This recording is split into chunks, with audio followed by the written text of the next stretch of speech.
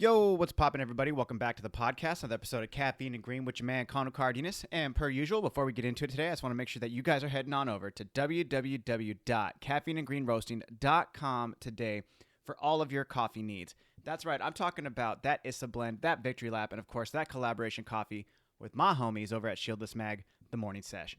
That's right, guys. If you head on over today, you can get any of those coffees that are on the website. And I can, if you're local to the San Diego area, I will deliver them to you, myself.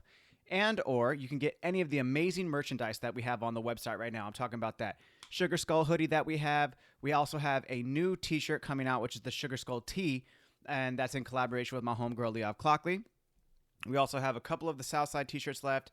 And just like the original Windbreakers and other Caffeine and Green t-shirts as well. And the Sugar Skull mug. So, guys, for all of those coffee needs, all of your caffeine and green needs, head on over to caffeineandgreenroasting.com today. And if you guys have not been up to Oceanside, California yet, head on over there and go up to Steel Mill Coffee. That's right. I'm roasting the coffee for my homies over at Steel Mill. And you can catch me behind bars sometimes as well, a couple days a week. But if you guys haven't yet, head on over off of Mission Ave in Oceanside, California. It's off the 5 in both directions. You can come and see me, my homies Anna, Giles, Joel, Shay, Riley, and of course, Little C as well. So, guys, head on over to Steel Mill Coffee in Oceanside, California today. All right. My guests today are some return guests as well. There's been a lot of these lately, but it's for a good reason. Just because other than they're awesome, I'm talking about my homegirl, Sophie Short, and my other homegirl, Sirisimran and Khalsa. That's right. I had them on the show for a very special podcast. They were supposed to be here last week, but we needed to reschedule to this past Saturday, so we did a special podcast because I am sponsoring, or Caffeine and Green is sponsoring, the first event back for the San Diego Coffee Network, and it's called What's the Smell? It's basically a sensory competition to bring back the San Diego coffee community and the network and just get the events going like they were pre-COVID. So this is a different kind of event, but it still falls in line with the specialty coffee aspect.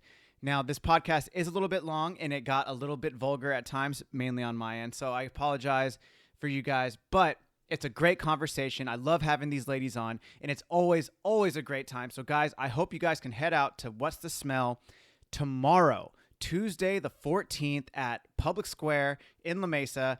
Come and see your boy. I'll be there with a pop-up tent, and Siri and Sophie will be DJing the event and just holding it down for everybody in San Diego coffee community. So, without further ado, my homegirls, Sophie Short, Sirisimran and Khalsa. This is your time to shine, ladies. Let's go. Give me caffeine and green. It's your boy Connor. What's good? Good. Caffeine and green. And we're live. Ladies, Sirisimran and Khalsa, and we have Sophie Short on the podcast again. Welcome back, ladies. Hey. Thank you so much for having us. Yeah. Every time. Cheers. Cheers. Let's go, ladies. Cheers. Boom. Okay. Ooh. Dude. Yeah, I mean, I'm on the Michelob Ultra. I won't even lie. I was trying to hide it the other day. I was like trying to hide it this is like probably like a week and a half ago. I was like, I can't drink. But I was just like, with all the training, it's been so draining, to be honest, that I was just like, I have to have a beer. Gotta relax. But dude, with all the heavy beers in San Diego, Cannibal, stop. It was like Double okay, IPA or bust. I've always hated on people for this beer. Really? But That now- one in particular? This one specifically. But it's like 95 calories and like 2.6 carbs or whatever. And it's like, I need to cut 3 more pounds for the fight. So it's like, You got that. okay. Yeah, no, Gotta do totally How fine. many days until the fight? Next Saturday. Ooh. Yeah, it's going to be fine. Yeah. It is Three totally fine. 3 pounds, you got that. But, okay. So, the reason you guys came on the podcast today is that we are doing the very first, I mean, it's not the very first, but the very first event for the San Diego Coffee Network since COVID. Mm-hmm. Yeah. Since COVID happened.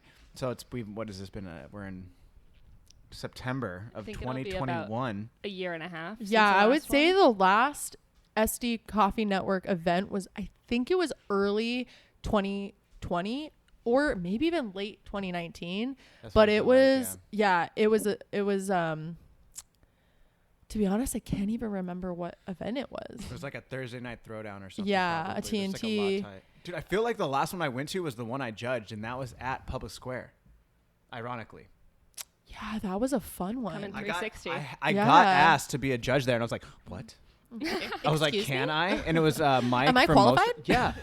I was like, I can't even pour this, but like, yo, I know what looks good. It So I was looks like, yeah. Fire. It was like Mike from Mostra and then Will from Tired Eyes. Yeah. He doesn't even live here anymore. He moved, right? Will from Will Tired Best? Eyes. He worked Oh, at Hawthorne too. Yeah, he's up in San Francisco now. Yes.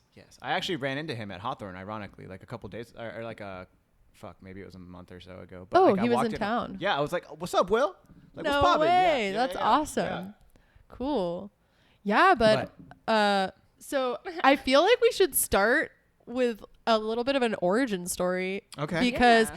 it's kind of led to what this What event this this is, coming yeah. Tuesday is all about. So Let's get into it. Let me know.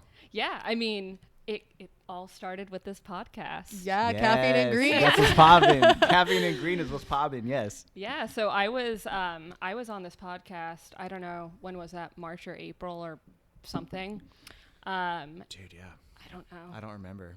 A It while- definitely wasn't like there was still masks being like fully enforced. Yeah, and you we were like one of the first people I like hung out with here since I had moved. Period. I mean, Yeah, you were fresh. yeah, you had you- just gotten here. Dude, He was couple giving me weeks. shit for not having gone to TJ, and I was like, I've lived here for a month. Yeah, I was like, come on now. You gotta go. I was like, I'm sorry. But yeah, no, I was on this podcast, and then I can't remember how it came up, but Siri's name came up, and I was like, dang, that's a good name, Sirisimran. Yep. Super G. Rolls off the tongue. But then Siri rolled into my DMs, I'm known for that. just sliding Sliding into into DMs. That's tight. That's tight. Oh, that's Dude. funny. So obviously, Siri, you've been on the podcast a lot. Yeah, I like believe this is like 133. I want to think. say Which this is crazy, like dude. the 4th or 5th time I've been on this podcast. That makes a lot of sense because my friend Bryn, who just moved to the Bay Area, she has been on 4 or 5 times. Dude, So yeah, I'm honored. yeah. It's fuck always yeah. been a really fun time. You were in the first 20. Yeah. You were like, to be honest, I Ooh, think I remember OG. this. You were episode 16. Damn. Yeah. Wow. Yeah. I remember that one. And you were like when I had the wall at my old Yeah. apartment. Yeah. Dude, I Yeah. fucking missed the wall. That was such a sweet little spot there in Lucadia. Oh, God damn it. I know. I missed that spot.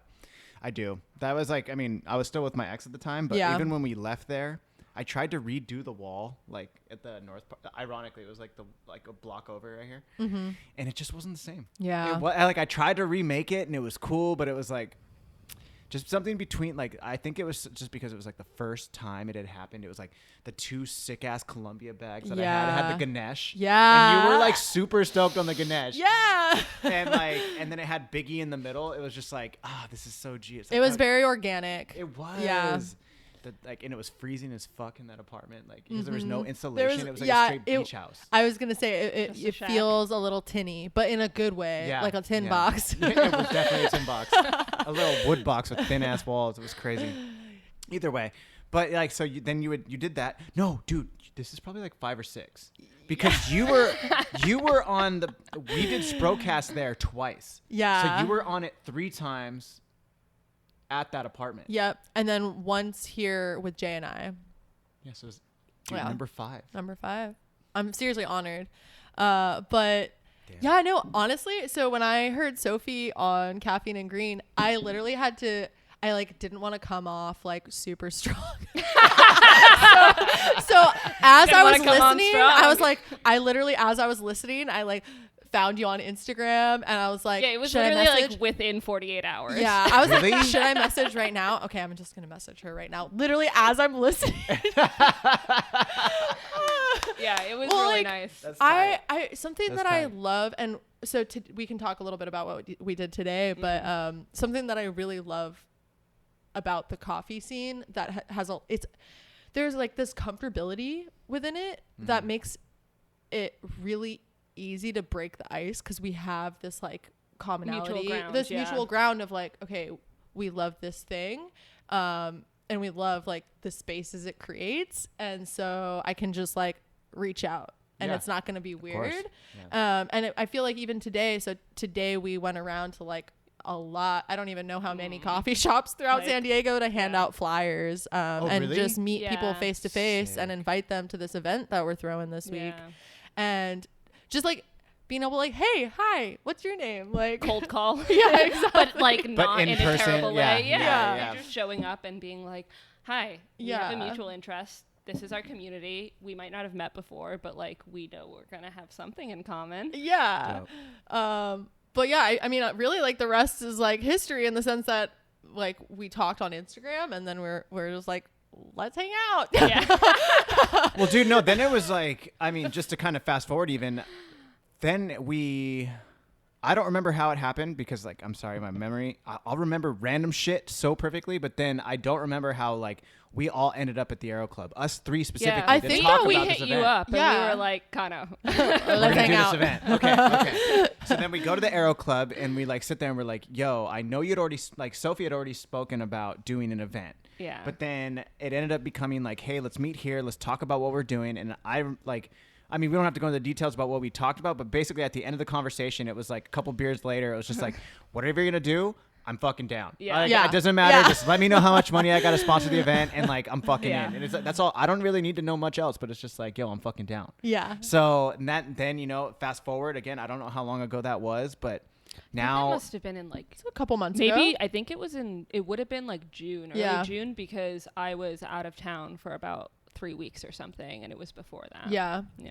dude, you know what's really random is I remember I was wearing a hoodie. You were But it was wearing in the like middle- We were sick complimenting Steel your mill. hoodie. steel Yeah, mill. we were I like, have oh, a that's photo good of you. Because I have a photo of you in that sweatshirt and like the red ambiance of Aero Club. Dude. one. Yeah.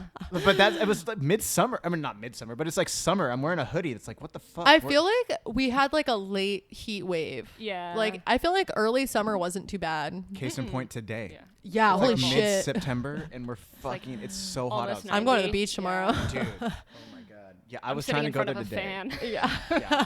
It's fuck.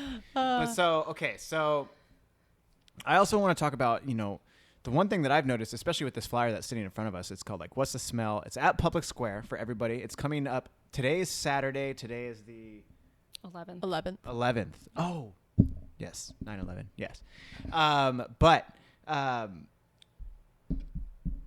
It's on September Tuesday, so it's the 14th. Yes. Yeah. So it's a couple days away.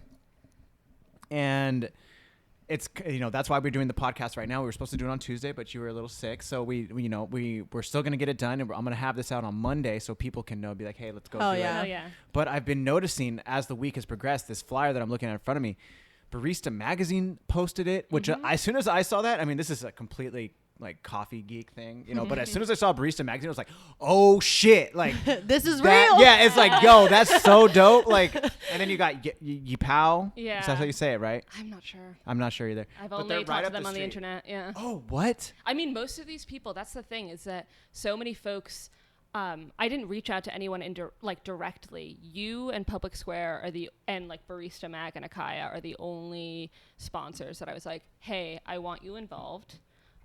You, because you were from the very beginning when we had talked about stuff like loosely, like, oh, love doing events and things like that, that I was like, okay, there's like two people I know well enough to bring this to in Sick. San Diego coffee community, you and Siri, and be like, I want to make this happen. I'm new here. I need the community call, and you guys both have it. Pawtucket. Yeah. Rhode Island, yes.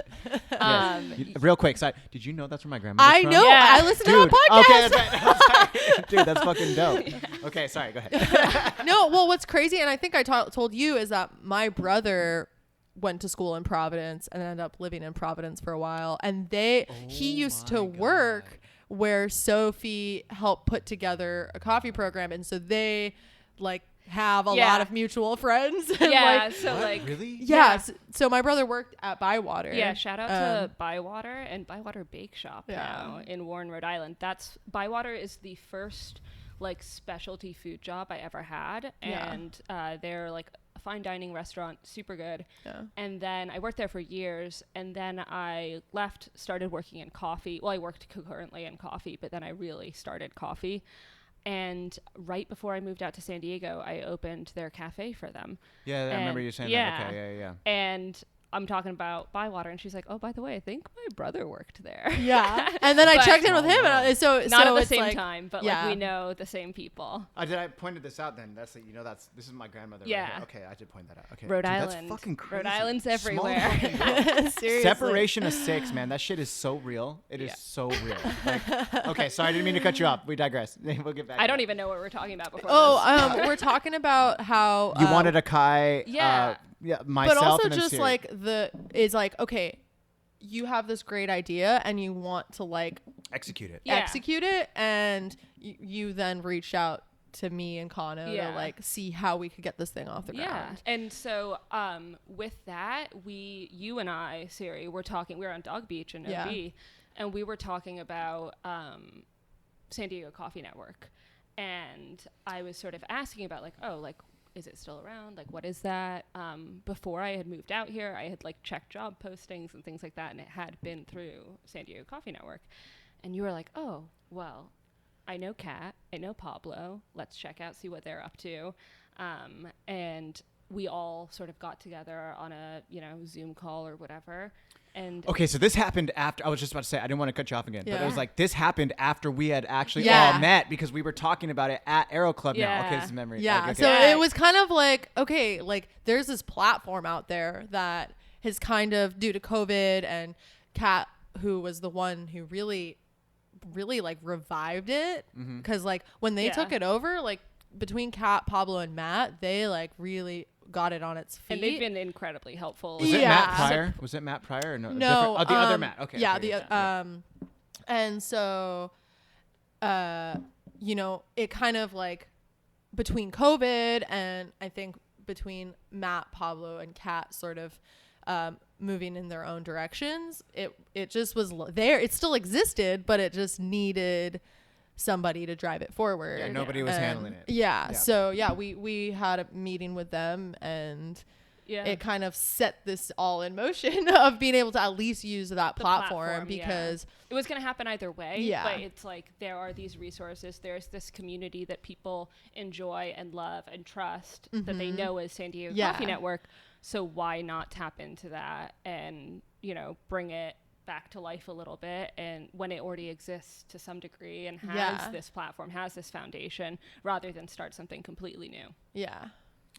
That's fucking dope. I was gonna ask you about that and I completely forgot. And so now that it's like triggered the memory, but so how did that conversation go? Was Kat and Pablo, they were like, yeah, go ahead and take it? Like just to be simple and like make it easy, or were they like, I don't know, like what are you guys gonna do kind of thing? I think it was sort of just like a mutual conversation of being like, is this a fit? Like, is it like a good job interview? They're like, do I want this job?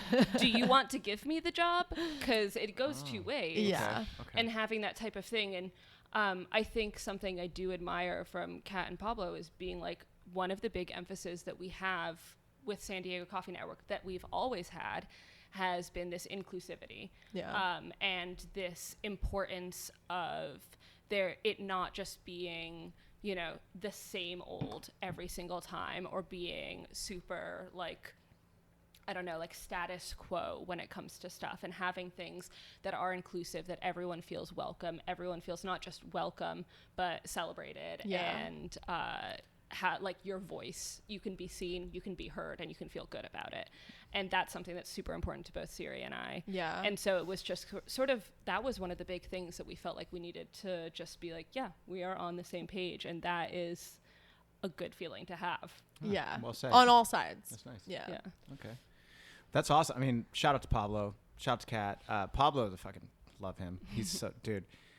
It's so funny because I see him in his professional life. Obviously, we all do. Yeah. But then, like, I follow his page, and then I just see the other stuff that he does, and I'm like, fucking A. So- Like, I love it. I fucking love it. Being That able to have is a personal what- life and a professional life Yeah, 100%. is hard. Yeah. I mean, And yeah, for sure. Good for anyone who fucking manages But to do also, that. That's like, so cool. I think to go back to what I said earlier of like how the coffee like working in coffee allows for that. There's this ability to be professional, but then also not be this like cookie cutter suit and tie. Like I can't show you the things that I'm actually really about. And that's something I've always felt in my place in coffee, that it's like I can look however I want. Be goofy. I can be goofy. I can, you know, express myself, and I'm not going to be thought of as like unprofessional to say to a certain extent. No, fuck no. I mean, that's what makes coffee amazing. Yeah. I mean, I think to your point, sorry, did I cut you off? No. Okay. No. I think on that, I can like, I feel that way a lot as of recently.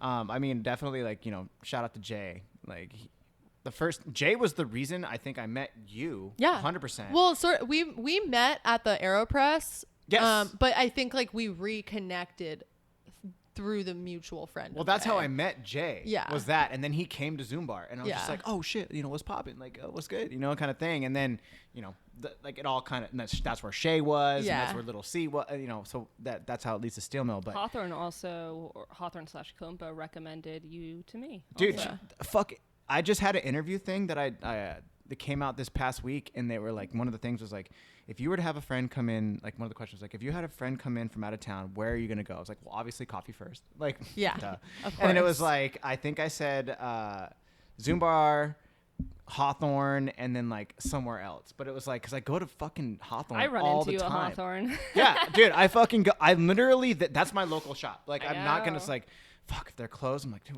no, I'll just make coffee at home. Like, because it's like, it's down the street, you know? So it's like, and that's no hate on anybody else. It's just like, I love going in there. Your I know the local crew. shop It it's means a so lot. fun, yeah. You know what's funny about that is that Dylan, shout out Dylan, they put $200 on the Caffeine and Green truck.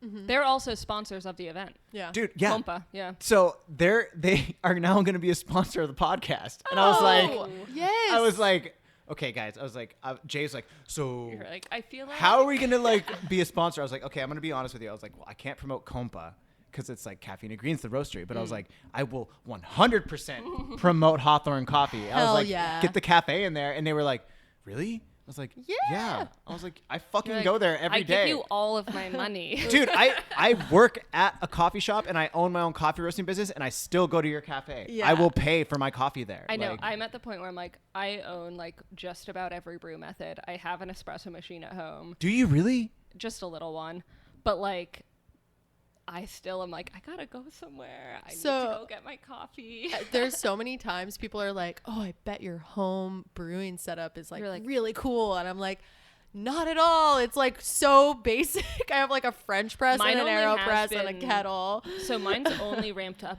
since I started doing consulting because Yeah. I was like, oh, I guess I have to own all of these Yeah. now because I used to just have them at work when I was at a roastery. Yeah. But now that I'm like, when I was doing classes, I was like, shit, Gotta get all shit, this. I gotta own that. Dude. Well, there's like something to the cafe culture that I love. Like I love going to a place and getting an espresso or getting a pour over and like standing It's a there at the treat. bar and chatting with the barista. Like Dude, that yes. whole experience like yes. is nothing. Like there's something if you're like with your partner or someone having breakfast at home and you make a cup of coffee, that's Yeah. one thing. But like that is what I look for in my cup of coffee. Like the coffee can be great, but if like my interaction with the cafe experience is like And what that's why drives your local it. cafe is such Yeah, a thing. exactly. And I do want to take this moment to another sponsor of the event, which Shout we out. should go through all of them. Yeah, And we'll go through absolutely. the details of the event eventually. Yeah. One day you'll all yeah. know what it is we're up But to. shout out to Long Play, to G at Long Play. Yo, hold on. Because, well, yeah, like Long Play is honestly one of the coolest setups inside or outside of coffee I have seen just about in my entire career in food. 100% I'm agree. back that statement with my life. I Like, she am is right really there with doing you, it. Sophie. And I have, and my partner is not one for going out. He's a bit of a curmudgeon. He doesn't listen to any podcast I go on, so I can totally say that. And I brought him to Long Play for one of the Burrito Omakase events. And Omakase, yo, and he I fucking was love that. and he was just like, yo, this is good. And I'm like, Dude, you hate everything, and you're so like, good. this is amazing. And I'm like, yeah, it's fucking amazing. G is amazing. This whole setup is amazing. And G is going to be, so Long Play Hi-Fi is going to be the DJ for our event, What's That Smell, on Tuesday. So excited about this. Yeah. So excited. I saw that and I didn't know that. And then I was looking at that because we were talking about it's a guy, right? It's a guy. Okay. I didn't know about this, and then we were talking about it at that Aero Club meeting, and I was like, I saw it, and I was like, oh shit. Have you gone through yet? Gone through what? To Long Play? Dude, Ooh, I've been gotta. so Please. fucking busy. Like not to sound lame, but no, like, it's been I crazy. totally get Also, it. But after you your should. fight, you should probably treat yourself to one of the food events there, because they are fucking Yeah. bonkers. Dude, I am definitely gonna do that because I haven't been treating myself at all to any type of food, and like I was even me and Leov were doing the 110 flights of stairs today for, like, in Nice. remembrance for 9/11, and we're on the Stairmaster after we did our workout on that hill workout that I showed you ladies before, and Dude, your ass must be on fire. it's actually not too bad. It's not too bad, but like, and plus, trust me, I need some abs. Like, I'm like pancake ass, over here. But like, fucking, I was like, hey Leov, like, I was like, she's like, what are you doing today? I was like, oh, well, I'm going to chill. I was like, I want to go see grandpa. And then like, I have a podcast, but I was like, hey, do you want to go get a veggie sandwich from Sea Traders? It's like our mutual favorite sandwich shop. And she's like, no, I don't. And I was like, All okay. right, But fine. she's like, I'm like 3 pounds off weight for my fight next week. She's having a harder time cutting weight. So, and that's not throw shade or anything, but she was just like, no, all the sodium that's going to be in there. And I was like, okay, cool, fair. Yeah. All right. So like when I came mean, home, same like reason you're drinking your. these stupid Michelob Ultras. Like I know, I showed you guys the beers in there before. Like, Yeah. yo, as soon as the fight's You over, got a treat. Yo, I'm fucking ready. You like open son. your freezer. There's like 50 pints Dude, of ice I'm cream. turning up. I'm gonna turn up and I'm gonna eat some fatty food because like I was telling you before the podcast, like I haven't been this skinny probably since high school. Like, dude, I like 100, and I was working hard to get up to 160. Like I was eating, I was working out, I was lifting. I have like, not to sound like super lame, and I don't show anybody them. It's for my own personal thing, but like I've been taking like progress photos. Yeah. Dude, No, yeah. that's also That's so extremely important. helpful. Yeah. Also, who cares if you show it to everyone? But no, it Shameless. was like Yeah. it was like I was almost at 160. I was sitting at like 156, and I was like, oh my god, I actually feel healthy. Like I'm like not as like skinny, and it looked like I looked filled out, and I was like, oh sick, like this is dope, like okay, cool. And then like literally I hit that mark, and my coach is like, all right, who's fighting September? Like it was supposed to be September 11th today. They moved it to September 18th. I think it was because of the the Memorial Day kind of thing. But they were like, my coach is like, yeah, I'm gonna have you fight at 125. I was like, no. You're like, I was like, coach, I even at my skinniest, I can't do that. I'm like way that's too. insane. I'm too tall. That is wild. Yeah. And I That's was like- kind of. That is unhealthy. I told him, I was like, no, I'm not. I was like, I'll fight at 135.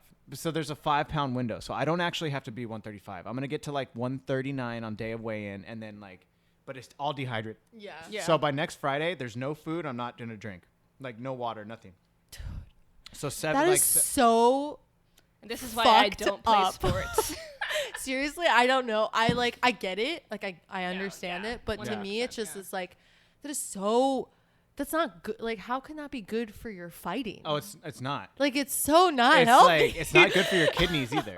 So it's like I'm gonna weigh in at probably like 139, and then immediately we were talking about I'm gonna drink like probably like 2 big ass things of Pedialyte to get like my face not sunk in anymore, and then just eat a fat ass meal. So I'll probably like once I'm hydrated and good to go, Yeah. I'll probably be where I'm at right now, which is like 143, 144, which still like I've been Still, working dude. out for a little over 6 weeks, and I've dropped from 158 or one. Did I say 158? Yeah, 158 to one. Today I'm 143, That's crazy. and that's been all working out, like double Dude, days. that's fucking awesome. Sparring, like yo, like that discipline. Probably working in your favor then that it's been hot as hell. Yeah. dude, Did I tell you guys like I stopped smoking? Dude. Completely. Good. Nothing. There's no weed. There's no cigs. There's no spliffs. There's no nothing. Like I haven't smoked in a long time. Hey, Healthy choices. But dude, it's actually been better just in general. Like I've actually haven't. I will smoke weed, every now and then, but I couldn't even tell you the last time I smoked weed. You know what? I take Rick Simpson oil. What's that? It's like a highly concentrated CBD oil. It's like super thick, but I take it to sleep. Yeah, it's like medicinal. Eat gummies. Yeah. To sleep. See, that's what I was thinking about. Is starting to eat shit. Yeah. Yeah. So I highly recommend, like, especially for more of the medicinal aspects of cannabis, looking into Rick Simpson oil. It's like I also have full Mary's spectrum medicinal oil. I like Mary's Same. medicinal oil. CBD, same. Yeah. But you can get ones that are CBD, like CBD, a tincture, THC, like mixes. The tincture is, I am quite the lightweight. It's too She's much for lit. me. I literally would be like, she's lit. I took like a drop, and it's supposed to be the same amount as the gummy. Uh-huh. And I took a drop, and I was just like, oh no. Uh-oh. I was like, I'm going to bed. Like, So- I gotta go. So to with bed the right with the now. full spectrum oil, you get like the full spectrum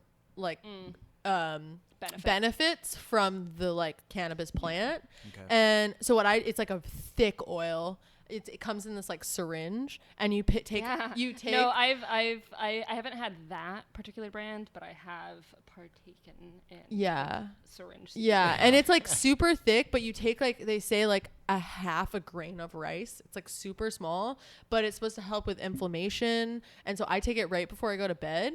And if I have any pain in my body, like, I'll sleep and I'll feel really good the next day. I use the medicinal, like, CBD, like, balm because I have TMJ and it really helps my jaw a lot. Dude, for And it Cannibal, smells great. his comes with a syringe too. Yeah. He has, Hey, little boy. He has. Hey, little boy. Cannibal has like the CBD treats that I gave him right before this, so he gets all super stony. Hell and then yeah. like he has like a fucking thing that like I spray on his dog food. Yeah. And he fucking Yeah. syringe too. Yep. It's right there. Anyways, sorry, Yeah. digress. We digress. Digress. Okay, so we were Dog talking CBD. about we were talking about the event. Long play. Hold on. Yes, long play. Yeah, Long play. we went there this morning, and Yeah. seriously, I find the space Calming. so calming, but I also get so inspired.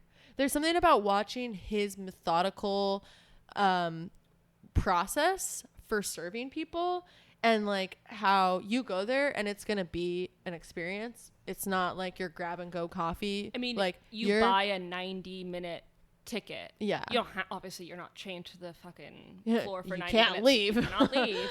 But it's, intended, it's a ticket price because it's a pop-up, and it's for a listening experience and 2 drinks. And 2 drinks, like a bar. yeah. Almost. Wow. So like 2 Okay. drinks, a listening experience. It's super cheap too. It's Yeah. extremely affordable, which is something I admire, that he not only is doing something really creative, but also something that is one of the goals is to make it affordable and accessible, Yeah. which is like another super important thing, I think, with the San Diego Coffee Network, like talking to Kat and Pablo, was that, again, it'd be accessible. And you're like, yeah, this cafe, this, I don't even know what to call it, like listening cafe, beautiful experience that is long play, is making it not only super creative and unique, but also really accessible. Yeah. We love you, G. We love you. Wait, his name is G? Yeah. Also, he I love it already. so he Dude. does Yo, I podcast cannot wait for you newsletters, guys too. to I meet. cannot wait. I'll be like, yo, what's up, G? Because that's what I always say anyway. So Yeah. as soon as I meet him, I'll be like, son. But also, Already you'll like ready. this because he does podcast newsletters, and so like What? updates. Yeah, Yeah. like so Called Back a House. Yeah, once a month. It's like a 20-minute little podcast with some really good fucking tunes. And just like him being like, hey, this is what's happening. We changed our hours. We did this. We did that. We And have you're our just subscription yeah. program. And that's another thing. Or it's a membership. subscription program. Yeah. Membership. Yeah. But I mean, we're not getting paid for this advertisement. We just love long play. Yeah. No, that's No, yeah. no. He's I- sponsoring. I mean, He's he is sponsoring the event. He is volunteering yeah. his time to come and spin. And he did it literally not a second thought. The first time we met, I just messaged him on Instagram, slid into those DMs, and was like, Hey. hey, I'm having an event, would love. And it was even before it was labeled with San Diego Coffee Network. And it was like, I want to do something. I've heard that you do coffee, you do DJing. Can we talk? And he just invited me to this space and was like, absolutely, this Dude, is dope. awesome. This is what I want to do. Yeah. And has been a peach ever since. Oh yeah. All right. Sorry, cannibal. But that's super amazing because like I'm definitely excited as fuck to meet this guy. I'm super excited. I've just heard amazing things. I saw Tyler, and Tyler was like, he's told me the same thing, and Tyler's just. That's actually where I met him. He was Tyler? Yeah, so he was doing an event at Tired Eyes, and I came through, and he was doing his burritos. His he collaborates with his mom and makes these burritos that are like, I swear they're the best burritos you've ever had. Actually, yeah, they're like Tijuana style. They're like, proper. little ones. Is he Mexican? Yes. Yeah. Oh, dope. Okay, cool.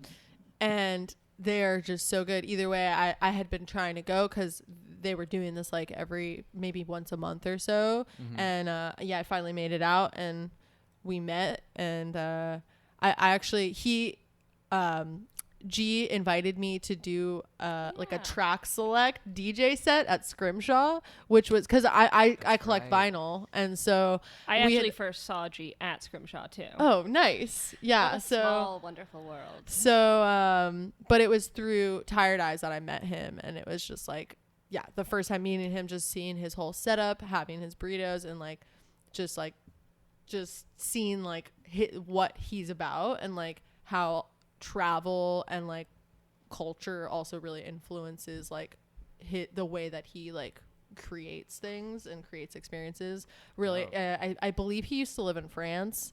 And also Me too. Yeah, and also has spent time in Japan, so like there's a lot of that and, influence. The UK and England. And how old is homie? Honestly, I mean, I have no idea, but I feel like you should have him on this podcast. As I was like, I'm already ahead of you. As you were already talking about this, like I was like, yeah, no, this definitely needs to happen. Like, this guy. Yeah. I ran into another guy today. I went into OB Beans today, Nice. and I met Edwin. Oh yeah. The roaster. Yeah. So I was like, I walked up to him, and he had just finished roasting. And I was like, hey, what's up, man? Like, are you the roaster? And he was like, yeah. And I was like, are you the head roaster? He was like, well, you know, yeah, kind of, pretty much. And like, he's like, the other dude, there used to be two of us, blah, blah. And then I was just like, yeah, man, my name's Kano. I own Caffeine and Green, and I'm the head roaster for Steel Mill. And he was like, dude. And I was like, yeah, I used to do 7Cs and then like all these other ones. And he was just like, we've met before. And I was like, oh shit. I was like, yeah, what's poppin'? Like, oh, it's good to see you again, blah, blah. So I was just like, I'm making like mental notes in my head of like people that I need to have on. Yeah. Yeah. I think also we should finally do a rundown of let us tell you about what is that smell? What is the event What's that we're that doing? smell? What's the name? What's that smell? That's the name of the event. So What's That Smell is a sensory competition. It's a smell identification competition. So essentially, it's going to be, actually, this is a great time to I was going to say, I was like, look smells at I have for you yes. today. So we have some smells on the table today, some blind smells, I guess.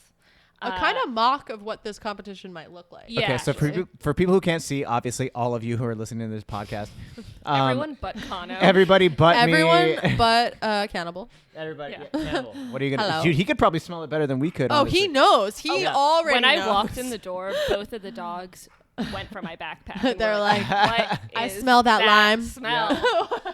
So there's like they have these like essentially it would be like a salsa container. I think we could call it a ramekin. Technically, It's actually called a when I ramekin? ordered them online, they're called portion cups, Portion cups. That's fair. which I've never heard of before. So a but that's portion what they're cup, it's called. or a salsa container, and they're numbered. a we have ketchup cup? a ketchup cup in and out. You guys get the idea. So it's like 1 through 5, and we all have caps on them, so we don't know what the smells are. But it looks like there's like also a proactive like face swab in there. Yeah, it's called a cotton round. A cotton round. Thank you. Yes. So I'm assuming that there's I've been some buying smells everything. on there. Yeah, there's some smells. So Okay. Let's we'll do a run through of how it's gonna go, and then we're gonna have you try and identify some smells. We already know, so Yeah. it would Oh, be you guys cheating. know. Okay. Yeah. So I wrote it down too, so Cool. I don't forget. But essentially, the competition is anyone can enter, and the idea is that it is while some people have stronger palates, stronger senses of smell. It is an accessible, kind of fun, goofy competition. It's not, it's not based on if you can pour latte art well, if you can, crush the rush and pull how many shots and do a cocktail. It's very much like, if you feel like doing it, you can walk up and compete and decide 10 minutes before. And just, there's going to be fun smells. There's going to be mostly coffee related smells, but also some silly ones. Okay. I'm down. This is dope. And there's going to be other sensory activities. So it is $12 to compete. And that's going to be all the money raised is going towards covering the costs of the event and future events. So it's all going to be kept within San Diego Coffee Network. And the entry price at the door just to attend the event is donation based, so it's pay what you can. If at this time you can't pay anything, that's fine. Yeah. If at this time you can pay $1, $2, fine. So it's going to be pay what you can. And the other events or activities during the competition or during the event itself will be a organic acids taste test, which I'm super excited for, because I think especially when it comes to tasting coffee, when I learned more about organic acids, it almost gave me that extra mental knowledge to kind of understand what's happening in the turns cup. On a light switch that you're kind of so you don't just taste acid, you can taste acid that tastes like grapefruit or like orange and tangerine stuff and, like that. and apple and citrus, all of these different fruits and things have different acidities. Yeah, and but that can be reflected in totally. coffee. And then even furthermore, as a roaster and a barista and a coffee buyer, understanding how acids play a role throughout the supply chain or throughout really the seed to cup kind of story from depending on how it's grown, how it's processed. Yeah, exactly. And then even during the roasting process itself, how that affects those acids and then ultimately affects the flavor of the coffee. So oh my God, how different processes roast differently. Yeah. Dude. Why? Yeah, why is this doing this? I don't remember if it was a personal conversation that we had or if it was because you were on the podcast, but we were talking about the black honey. Is that what you were talking about? I think we were talking about the honey process the last time Jay and I were here. Okay, that's what it was. Because of that conversation, I hit up Pablo and I was like, I want a black honey process. I want to try something if you could just put on the table. The next coffee that I have coming out for Caffeine and Green is a Costa Rican, and it's black honey process. Yes. And it was because of you, dude. Are you serious? I swear to God. I was like, hey, I don't know about this, but I was like, can you do it? And I feel like when I even said it to Pablo was going to be like, what? You know about that? I was like, kind of because he knows I'm actually, this kind of goes back to the part of the conversation that I never actually finished because I wanted to we were talking about being yourself in coffee. Yes. One of the things is I know that I'm definitely different from a normal coffee person. I have gold grills. I shoot guns. I do these things that are definitely outside the norm of what would be considered I would say, to be polite, a left-leaning industry. If you would be, I don't know if I agree with that. But I mean, there's some people. There's Black Rifle, and there's all these other things that I understand it, but to me, I'm very liberal in my social beliefs and stuff like that. Yeah. But also at the same time, I love shooting fucking guns. I think it's fucking dope. I know a lot of people in fine dining who shoot guns. Dude, it's fucking dope. I just shot a 300. Last weekend we went out, me, Liav, and my homie Tristan and his chick Nancy. We went and shot an AR-15 300 blackout, and I'm just sitting there. I actually saw that on your Instagram. Yeah, dude, I fucking love that. Can't believe I missed that. But dude, it's that. It's I've shot pellet guns and paintball guns. I have literally never shot anything that resembles a gun. Anytime you want to shoot. I did archery when I was a Hell child. Yeah. Dude, that shit's fun too, though. Archery is super fun. My favorite activity. I don't know if you know this that you might find interesting about me is for up until I was 17 studied this martial art called Gutka, which is a martial art around weapons and specifically swords. And so essentially Siri is going to kill us now. But I don't know what that brings. Oh, just weapons. But no, that's the thing. It's dude, I was raised by pacifists. Dude, that's the thing. It's dude, I was definitely not raised by pacifists. I was raised by I remember my older brother was this is how you punch somebody, this is how you do it. But I've been in martial arts since I was a kid, so it was Martial arts has been a big part of my life. You know, guns has been a new development, but it's like, dude, it's so fun. And dude, I won't lie. Like the first time I shot a gun, I was mad scared. I was like, you should be. I was like, same as the first time you drive a car. Yeah, Like you same should thing. be scared. It was like it's an enormous responsibility. yeah, especially when you can like kill somebody and you're doing somebody like, Which people constantly forget in Southern California when they're driving cars and just merging 40 Oh, lanes. and they're like fully on their phone with The no last hands time on the I wheel. came So here, crazy. so when you were doing a podcast with Will from Scrimshaw, it's Will, dude, right? Will is fucking rad, by the way. So Shout out Will. I didn't tell you because I was like, oh, he's in the middle of a podcast. I'm not going to interrupt. Oh yeah, you obviously. came by to get But coffee there that day. was a car accident, Whoa. and I literally had to I was like 3 feet away from this car accident. Yo. And I was just like, Southern California. I was man. about to die. People don't know how to drive. I've been- At least dude, in yeah. the East Coast, people are angry drivers, but they know Yeah. how to drive. Yeah. I'd prefer aggression over Ab- absent-mindedness. Absolute. I would say it's a stupidity. Southern California thing because in Northern California they know how to drive. They do. It's just Absolutely. facts. But like that was the thing is like I feel like You're different. you have to be different. But the coffee things here, like bringing it back to Pablo, is like I know my shit when it comes to coffee, and I will still seek out new information. And Yeah. it's especially if you're dropping As new you should, yeah. information about like, yo, like there's this black honey process or something like that. And it's like, wait, I don't know about this. Can you please let me know? Yeah. And then just because It's I don't exciting. know, I have to ask Pablo, like, Pablo, can you let me know about this? And he does it, and it's like maybe it does, maybe it doesn't have anything to do with the taste in the cup because eventually it's like what the terroir of the where it's grown or essentially. And the processing. Who knows? Like that's the thing is there's so many different processes. There's yellow honey process. There's red honey process. There's this black honey. And It's then a huge spectrum. It's Well, a huge then, and then you go to spectrum. Brazil and it's pulp natural, and Yeah, it's like exactly. it's a whole.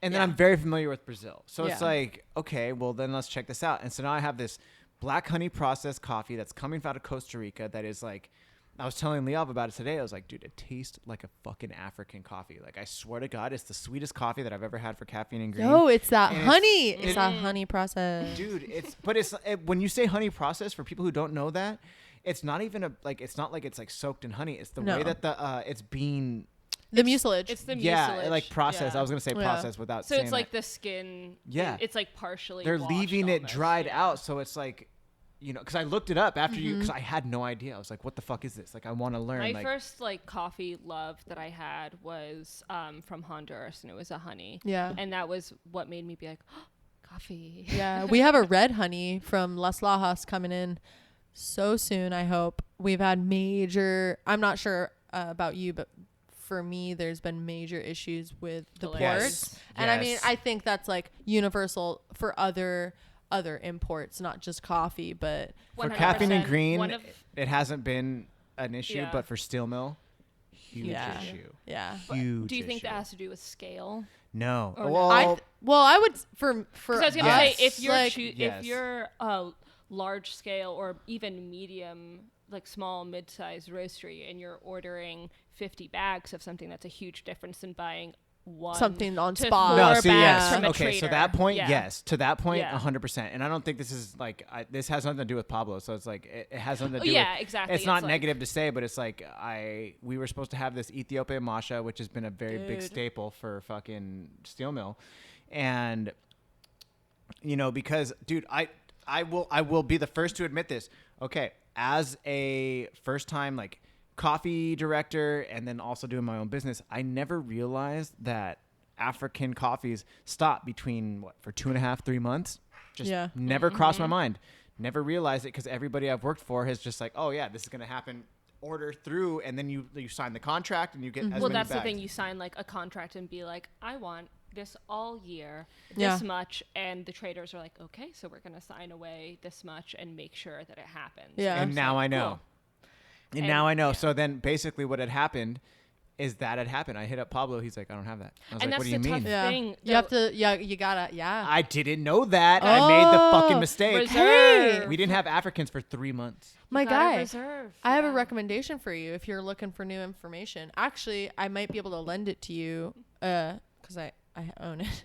I can share it with you. There's a book. It's a really great book called Dear Coffee Buyer, and it's like a how-to guide for good etiquette, but also to like really just understand the coffee trade as a green buyer and certain terms and like situations that you could run into. If you haven't read it, it's a really accessible I definitely book. haven't read it. I'm going to make sure you get this book because it's like also the Crimson Cup book. Did you get that? I told you No. about that. Did you? Dude, Yeah. I'm sorry. I've never It's read just- that book. What's up with that book? It's like how to start a coffee business, and Cool. it's just essentially, it's less green buyer focused, but More operational. operations, Yeah. but also just like full spectrum. It's not a crazy long book or anything either, but it's definitely like a holistic view Yeah. at the Sick. coffee business as like from the business perspective, not like a person interested in the industry, Yeah. but like as someone in the business, here's a pretty full spectrum view of stuff. Yeah. No, that's sick. I mean, like I'm down for any knowledge that I can attain because it's just, you know, there's so much stuff going on between Steel Mill and Caffeine and Green constantly. It's just like back and forth, back and forth. I mean, But, I like, think like the better that you like, the better everyone can be, like benefits everyone. If you think you're done 100. learning, you're wrong. dude, you're never You don't you're know shit. never done. Dude, the second dude, Never I've done. said that so many times on the podcast. Like the second you think you know everything, like dude, you're a fucking like I You don't don't I was know gonna say loser, nothing. but like you're not a loser in the sense it's like, dude, you don't really know. Like you're never gonna stop learning. You're always gonna keep learning. You can always improve. I mean, case in point, to make it sound like I don't hope this doesn't sound too jockish, but it's like I'm like cutting down for this weight, but I've also gotten in the best shape of my life in the last, I don't know, 8 weeks, maybe 12, just preparing for this fight. So it's like, I'm 35 years old and I was like, I've seen, you know, this is again, no shade. Sorry to anybody who's from my high school that listens to this, but I've seen a bunch of the guys that I went to high school with that are my same age, and damn son. Yeah. They have the dad bod and they're not even having kids. Like, homie, what are you doing with your life? Why are you looking like this? It's bad health choices. It's bad this, it's bad that. But at the same time, this is no shade. It's just like, I'm not a believer in like, you're done.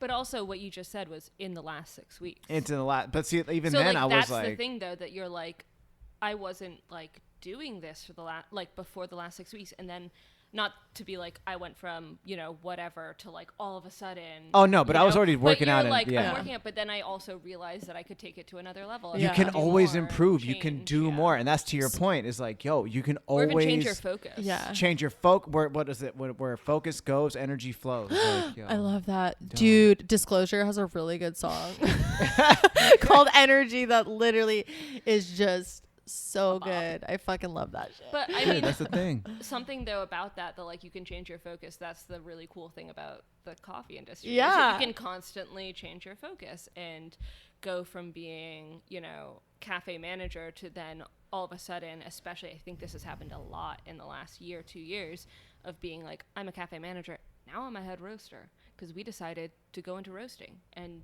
decided to try that. And Yeah. you learn this entirely. And then roasting, you know, oh my God. Like I'm learning Bottomless something pit of new knowledge. every single day. I am like between, if we're getting new coffees, I think one of the challenges, but then also one of the exciting things that the challenges that COVID has brought with the supply chain is we've had to straight up be like, okay, we're running low on this coffee. We have coffees that we've contracted that we're currently waiting to be unloaded at the port. And in that time, you know, because of COVID, we are like, we expected these coffees months ago. So now we're having to like just fill spots in our position. And I've had to like blind buy coffees. Yep. And so you get this coffee, you know, very little about it, and you're just experimenting and you're playing with it and you're seeing what tastes good and you're seeing how it can be better. And like, that's my approach always to roasting and cupping is like, okay, there's this, and this is good, but how can I make this better? How can I make the body more You're never smooth? done. How can I make it more balanced? Like, how can I make it sweeter? And it's just like every day. And Kano, I have to say to what you're saying, you're like, I'm not trying to offend anyone, but one of the things that I love that's so unique to you and to what you do with Caffeine and Green is that hustle mindset. Like when I think of you, I think hustle, and not like a hustle myself into the ground that I'm burned out, but like this inspired hustle that's just continuous to like just being better than you were the day before.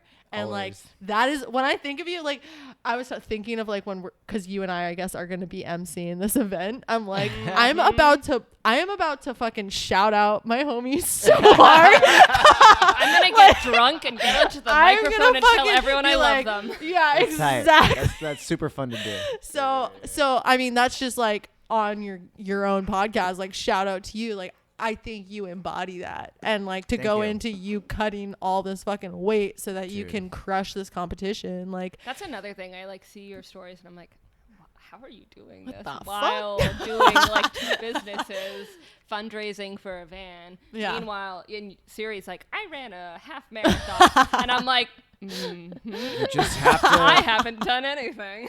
Dude, it's, no, you're out here meeting dude, new you're people. out here. You're dude, setting up an what the event. What are you fuck? talking about? Oh yeah, Like, well I guess there's that. it's different. But Yeah. It's just I different. meant exercise wise. That's okay. I think like yeah, Dude, it's I'll be the first to tell you. Like, I'm not ashamed to admit it, but I have issues that like are deep within my own psyche and things Yo, that I me have to too. deal with that are like, if I Exercise don't helps, exercise, I literally will like flip out. Well, I guess so something I feel like I fill you in this with this a lot, Siri, but I go snorkeling a lot. which And is it's so so cool. fucking That's fun, scary as man. fuck. I would never get in the water. I'll Yeah. tell you that right now. Really? Dude, I don't fuck with the water. Really? I will go in the water to like do I'm that, but I ain't still going in the this water. way. Oh damn! I didn't know that, Kano. Okay, I Sharks, I don't definitely. fuck with You that. should be afraid in the water because we don't Be belong afraid. there. Dude. We're human beings. We don't breathe underwater. Yep. We have legs and arms. Yep. We don't have fins. We should not be They're there. not like what do ducks have? That web shit. Web. We don't have the web shit. We are So, not webbed. So that's the thing. I'm like, yes, you shouldn't like my partner. We're in their is environment. Unconditionally comfortable for the most part in the water. I'm not. I'm pretty comfy in the water. No, so I'm comfortable, but I'm like, I know that I shouldn't be I stupid can relaxed. die. Like there was like a bunch of sea lions like swimming around me the other day, and I'm like, See. you're a very big animal with big teeth, Yep. and I'm gonna back off. Dude, and the way they can fucking move in the water and go so fast, dude, you're fucked. They also Like, don't like interrupt the water at all. Like there's No. no ripples or Yeah. anything. And like I was there, and there's just like this whole family. And you're just, playing like, around flipping me, around. and I was just like, La, I'm la, gonna la. float. And there's Yeah. like sharks and shit, and you're just like, cool, like this is amazing, but also fuck I a don't shark. belong I'm an here. intruder. fuck a shark. Yo, no, But- that's what I'm saying. It's like, dude, you go in there, you're in their world, and it's like, I'm not about that. Like, nah. I'll look at it, and like if there's a like when I was in Saipan, there was like this there's this thing called like the grotto, and you go into it and you jump in the water, and it's just like you look down, and it's like the way that there's something that shoots in, like it becomes this like I'm colorblind and I can still see it Oh, was you blue. are? Oh, I'm super colorblind. Wow. But you can still see that it's blue. Amazing. And it was I like like have so many questions. I'll do that. I'll do these things. Like if like, yo, we're doing this thing, like, yo, we're gonna get in the water. It's like, yeah, fuck yeah, I'll get You in the water. should, One dude, of my go favorite- to La Jolla Cove. It's Yeah. so No, I've calm, been so there. quiet, Oh no, I've already done snorkel, it. Yeah, do but that there's shit. tiger sharks in there, and fuck but- them. Fuck So them. there's a I will bunch of- punch a shark. Oh in the shit. Dude, nose. I will literally. I don't give a. This is how much I don't like sharks. I Oh, won't you're eat- afraid I of won't. sharks. No. Oh. I just don't like them. You just don't like 'em. I know how powerful they are, and so it's like, yo, I'm so against sharks that if like somebody was like, anti-shark. I am anti-shark. I am so much anti-shark that if Oh, like I'm a so shark was I'm offered up to me pro-shark. on like a fucking sushi, I'd be like, motherfucker, fuck you. Like, I eat you. I don't even like you, but just son, to assert your fuck dominance. you. Just like, fuck sharks. Fuck sharks. They're hella stupid. Wait a second. Wait a second. Why are you, first of all, heated? The most Yo, passionate I yeah. have ever seen Kano. And Yo, I feel like fuck we've had a sharks. lot of like conversations about like things that we're really passionate about. Never seen you so animated in my whole life. This is so good. Yo. Amazing. Because they're mad scary. Because But like, yo, the like you can leopard go sharks in La surfing and they'll Jolla, fucking so just cool. come. Just they'll I don't know, stab you. dude. Go to La Jolla. You just stand in the water, and the leopard sharks just swim around you. They're, They're like puppies. they're cool. They're sweet. cool. They're friendly. The rays are what you have to be careful Yeah. for. Oh yeah, and stingrays. then- Fuck stingrays too. I fucks- seen a dude. fuck I seen a those. dude get stung the other day at like People- it happens all the time. yeah. Dude, there were Like some kids the other La day. I went to the Jolla beach. No, and like OB. Point Loma. Point Yeah. Loma, In Point yeah. Loma, I was over Shuffle there. your feet. Dude, the stingray Even shuffle. then, fucking, I don't even do the stingray shuffle. I do like I wear fins every time I go in the water. So I'll like kick And You like, know they have barbs, right? No, They I know. go Yeah. right through that's that what I'm shit. saying. No, but the fins give you an extra like 6 feet of shuffle. Ooh. Or 6 inches, I mean. See, that's what I'm Of saying. being, like, Water? I'm like- No. But once you're swimming, it's good. Dolphins are the only chill things. Dude. They're but smart as fuck. also I love dolphins. saw like a bunch of I saw a bunch of sharks the other day that weren't leopard sharks, and it was really cool. Nice. Um, I think that's so awesome. It's good shit though. I have this like I absolute love of like jumping from high heights into water. See, I'll do that. Like I love that. See, That there's I See, love no, like I give will me get a in the cliff, water. I will jump in I've that done water. that like twice in my life, and it was horrifying. There's something I'm about afraid of heights. swimming in open water, which is scary as fuck. Again, we do not belong there. That's what I'm saying, dude. We were in Catalina one time. I was on a coffee trip. We were fucking doing like the coffee for an event there, and I said, "Yo, I will do this event." It was for 3 days, and I was like, and they had like this highlight video. They were like, "Oh, they've done this thing multiple times," but I was like, "Where's the rock jump?" And because they had this rock jump that was from like a 40 to 50 foot Yes. jump, dude. And I was like, I will go on this trip only if I get to jump from this fucking cliff. It was on the first day. We get into Catalina, and they're like, "Hey, we're gonna fucking swim out to here, and then we're gonna jump off the rock." And I was like, bet. Sick. Yeah, like so we go. That's all I need. And dude, Liav was there, and it was like me, Liav, the owner of Seven Seas, and then the director of media or whatever his name was. He's a loser, but like, and I don't care. I don't care. Shots fired. He knows. He knows. He doesn't like me either, so fuck him. But either way, Beef. so like, oh no, Beef. it's not even beef. It's like, yo, fuck you on for life. So like, I fucking However, went on this rock. still not as mad about as he was with sharks. No, trust me, Yeah. it's definitely no. Me and this dude, it's like, no, trust me. This It's dude's all right. I want to fuck hear that guy. more about Yeah. this jump. So I'm jumping off the rock, and there's a guy in front of me, and he literally like, he starts Super scared. gyrating. You either scared. have to go or don't. Dude, that's the Because thing. Go or second, don't? The second you give Think. yourself more than 10 seconds, Dude, Well, that's what I he's check it out. shaking. I check it, make sure like how far I need to jump, and then you go. that's what I mean. Yeah. But also, it's Dude. like, I think that there's something to be said of being like, if you don't want to do it, just don't fucking do it. No, that's what Which that's is exactly fine. what I said You to him. I was don't like, have to do bro, it. There's bro. nothing that's making Well, you the do thing this. was is that once you got up there, you can't Easiest go way back. to get down is jump. No, you know there ain't no easy way. You have to jump. That's what I mean. Because, The easiest like, way to get down is to jump. Well, because you can't go back Yeah. the other way because they like and after the whole thing I've was had this over, experience. I've been the one shaking. dude. I told the owner, I was like, bro, I was like 14. they can get sued for this because like there's no safe way of getting back down. Like you can't go back the other way, so you have to jump. And this dude was in front of me. He was just. And he started like visibly shaking hard, and I said, "My G, hey, get off the side, get off, And wait just chill. until you're Yeah. ready because you can't go back the other way. You have to go this way. So if you need time, Take it. please Yeah. take the time." And he's like, "Are you gonna go?" I was like, "Yeah, but you need to get off here first." So I was like, "Here, grab my hand." Pulled him Chill off the out, side, yeah. like chill, take a breath, do your thing. And so he's like, okay. He's like, "Are you gonna go?" I was like, "Yeah, let me go." And then I just do what I always normally do. I just go 1, 2, 3, fuck it, and I boom, and I just jumped. Yeah. And they were like, "Do you know what you're doing?" I was like, "Yeah," boom, and I Bye. jumped. Yeah, you're like, yes, I'm jumping. Yeah, and I jumped, boom, go in, and then we're like treading water, whatever. Mm-hmm. And the girl who was showing us around was like, "Hey, like I live on the island. There's an open cave over here, but you got to swim and it's open water." And I was like, "Okay." So we like go with a group of people, go into this cave, and it was super sick. And then I was like, "Okay, we've been gone at this point for like 45 minutes." And I didn't tell the Seven Seas people where I was going. Jumped off the cliff, go into this cave, come back out of the cave. And it was so funny is that like I'm open. They're like, "Yeah, it's open water though. Don't forget." And there's like, we have seals, we have stingrays, we have sharks. And they're like, "You signed a waiver to come." So they're like, if something happens, like, yo, you know, whatever. And I was just like, fuck. I've It's- gone night snorkeling out in Catalina. Dude, scary as Dang. fuck. There's so much shit in that water. That is beautiful. Dude, there's so waters. much shit right in La Jolla. There's fucking baby great whites. Again, fuck sharks. That's what I'm saying. I'll kill a baby shark. I will fuck a baby shark up. Like, ain't no baby shark. Nah, son. Bow. Like, as hard as I can hit that shark, every time. As hard as I can, every time. Fuck sharks. Now that's just an image to leave everyone with is Kano just beating up a tiny shark. The guy in South Africa beat up a shark and got away from it and then won the competition the Oh next shit! year. you want to hear a crazy East Coast New England thing? Sure. Yes. Some guy in the last 2 months got swallowed by a whale. What? What? Oh He wait, was in its hold mouth, on. and then he I've got totally spat out. heard And about this. Is this. some fucking. I think it was on Cape Cod, which is essentially Rhode Island, but it's Massachusetts. And you're like, this is some fucking New England shit. That it literally is Jonah and the whale. This guy. That sounds like religious shit.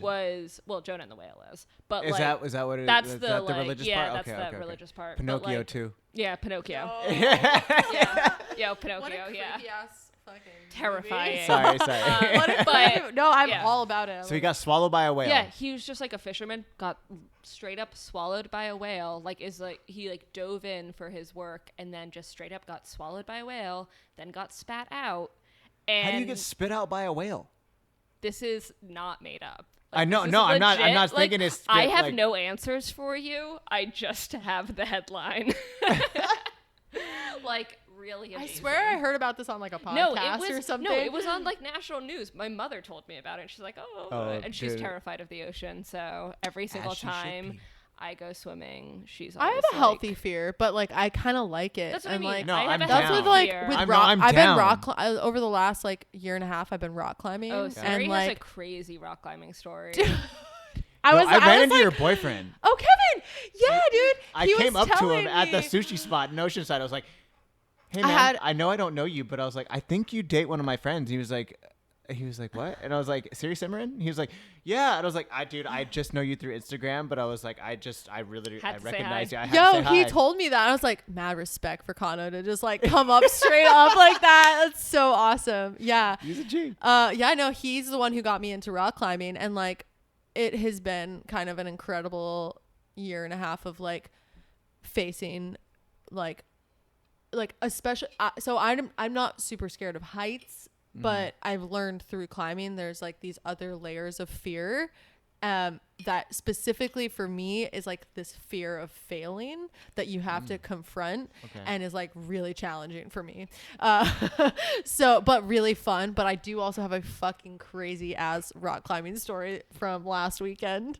Last weekend. Yeah. It wasn't even She a literally month got ago. in my car the Dude. other night and was just like, yo, I I haven't- have to tell you Yeah, this. I haven't told many people. And so I also to precursor it, I'm a really big lover of wildlife and specifically reptiles. I love a lizard. I used to own a snake. Okay. I'm Love Fair. a lizard. I love a lizard. I'm all about reptiles, bugs, unless they're on me. If a bug's on me, get the fuck off me. But if it's I just a see personal bugs, space whatever. issue. It's cool. Okay. You're a bug. Okay. Yeah, you're a bug. You're doing your thing. Yeah. Live your life, bro. But so there's this local crag out in off the 78, I think, up in crag? North County. Yeah, it's a rock climbing area. Okay. It's called Cougar Crag, and it's just off the highway, and you climb up, and there's these rocks, and there's. So we Kevin and I are going out rock climbing last weekend, and we're doing this route, and I'm doing lead climbing. So what that is, if you're not familiar with rock climbing, it's you place your own protective gear on a bolt, and then Okay. you hook yourself in with a rope, and then you free climb to the next bolt. So it's you're placing your own protection as you're climbing. Creating your path. Yes, exactly. So we're doing this climb, and I'm again through climbing learning about these certain fears that I'm facing as I'm climbing. So I get to this one bolt. It's more towards the top of the problem or the top of the route. Okay. And it's where this rock slab meets this boulder. And I actually end up climbing past my next bolt. So I've climbed too far, and at this point I'm on lead. So if I fall, there's rope to catch me, but the way that the route is there was a shelf, so I would deck onto the top of this shelf if I fell. So I'm climbing, Scary. and I'm shit, I climbed too far, so I have to climb down, and I'm a little bit scared because there's this kind of sketchy down climb that I have to do. And as I'm preparing to down climb, I hear this rattle, And I look behind me, and no exaggeration, like a foot behind me, there is a rattlesnake coiling up, like on the pissed on the rock. on the rock. And there's only one way down, and it's if I fall, I'm gonna deck and hit this rock. So I have to be really strategic of how I get down. And now there's a rattlesnake behind me. So I literally freeze. I'm like, holy shit, I am literally a foot away from being bit by a rattlesnake right now. So I like, it's crazy because like there's it, and honestly I'm like thankful to this rattlesnake because I think that I was afraid to down climb, but then I'm like, okay, if I don't fucking down climb, I'm gonna have to deal with this rattlesnake. So I like stay composed. I don't move because when you run into a venomous snake like this, you are not supposed to move. I have anxiety. You're saying this to me right now. Oh, and I mean, mind you, I'm on top of a fucking rock. Like I'm literally like 40 feet up. Like, so scary. So I'm up there. I make a move to down climb and the rattle goes again. I'm like, holy shit. And Kevin's there and he's like, yo, I can hear that thing from down here. Like, that's wild. So I stay really calm. I do not move. Luckily I meditate a lot, so like that like absolute stillness, I just like tap into that and I'm just still, and I wait for it to stop rattling and I wait a little longer, and at this point I'm like, if it rattles anymore, like this thing's gonna bite me. Yeah, like it's already like rattled twice. Like it is not happy that I'm up here.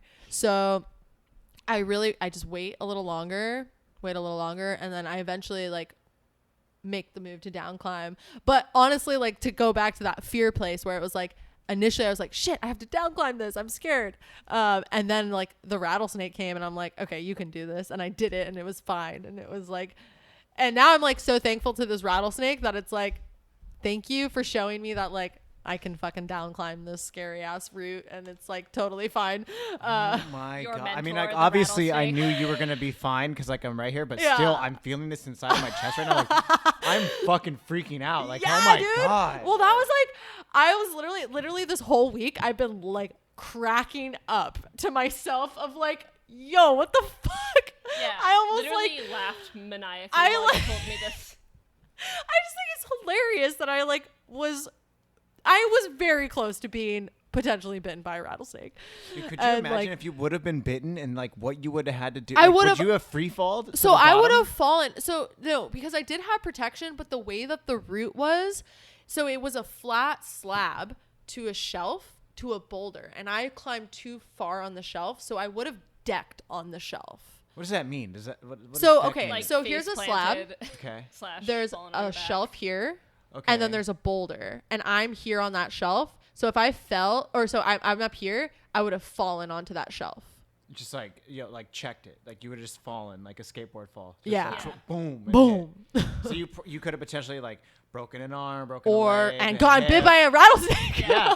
So on top of all that, limbs insult to broken injury, and bit yeah, by a insult to rattlesnake. injury, you would have had venomous poison running through your body on top of like, I might have broken a leg, Yeah. broken a hip, like So- a fucking arm. So, but again, like the staying calm and keeping that composure and just being like, okay, it's now this fear of down climbing, of like having to climb straight down, or like, do you know what I mean? Like Yeah, that, no, I like fucking the get like it. the ultimatum of like, okay, you have to fucking down climb this or you're gonna get fucked by this rattlesnake.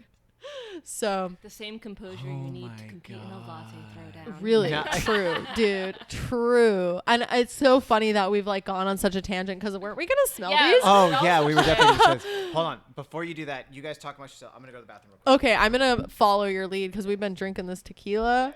Oh man, we all got to take a bathroom break. I know. Oh man, but I mean, full circle that like we met because of this podcast, and now here we are. I know. Look at us now. It's pretty cool. No, I think that the funniest thing about like moving to San Diego for me has been that it's kind of like I injected myself into a community kind of full force and was like, and I was lucky enough to meet Kano early on and get onto the podcast, which I thought was funny because again, we talked about how coffee is a common ground in a conversation. Yeah. Literally within the first 15 minutes of me and Connor talking, he was like, I want you on my podcast. Come to my house next week. And I was like, I don't even know. We've never met in person. Stranger. Yeah. I was like, okay, sir. But no. And then we ended up meeting and having a coffee together at Heartwork. And that's where I met Cannibal, the dog. Dude, what a great like good boy. podcast companion. I know. Silent and just very affectionate.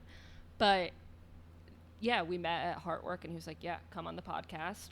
Came on the podcast. Oh, so you guys did meet prior. So we met prior. Yeah. We met, we had a coffee and I was doing a class and Kano's a few times, Caffeine and Greens provided the coffee for that class.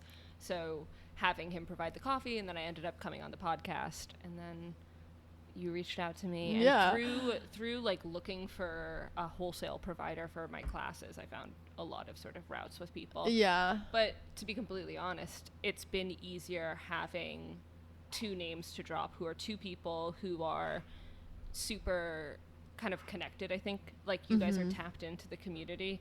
And I think that the only person who's asked me this so much, like so directly, like Kano definitely like asked me some poignant questions that I was like, are you trying to see if I know what I'm talking about? Are you interviewing me right now? Yeah, I was like, are you interviewing me?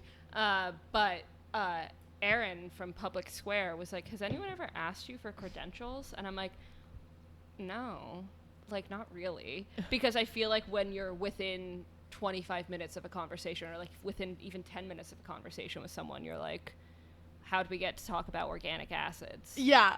You're a nerd, you know? Or like how you're talking about like you're complaining about a wholesale client and like I can, you know, I can commiserate relate. and, like things like that you're like it's like a joint experience. Yeah. Even though we've never met before.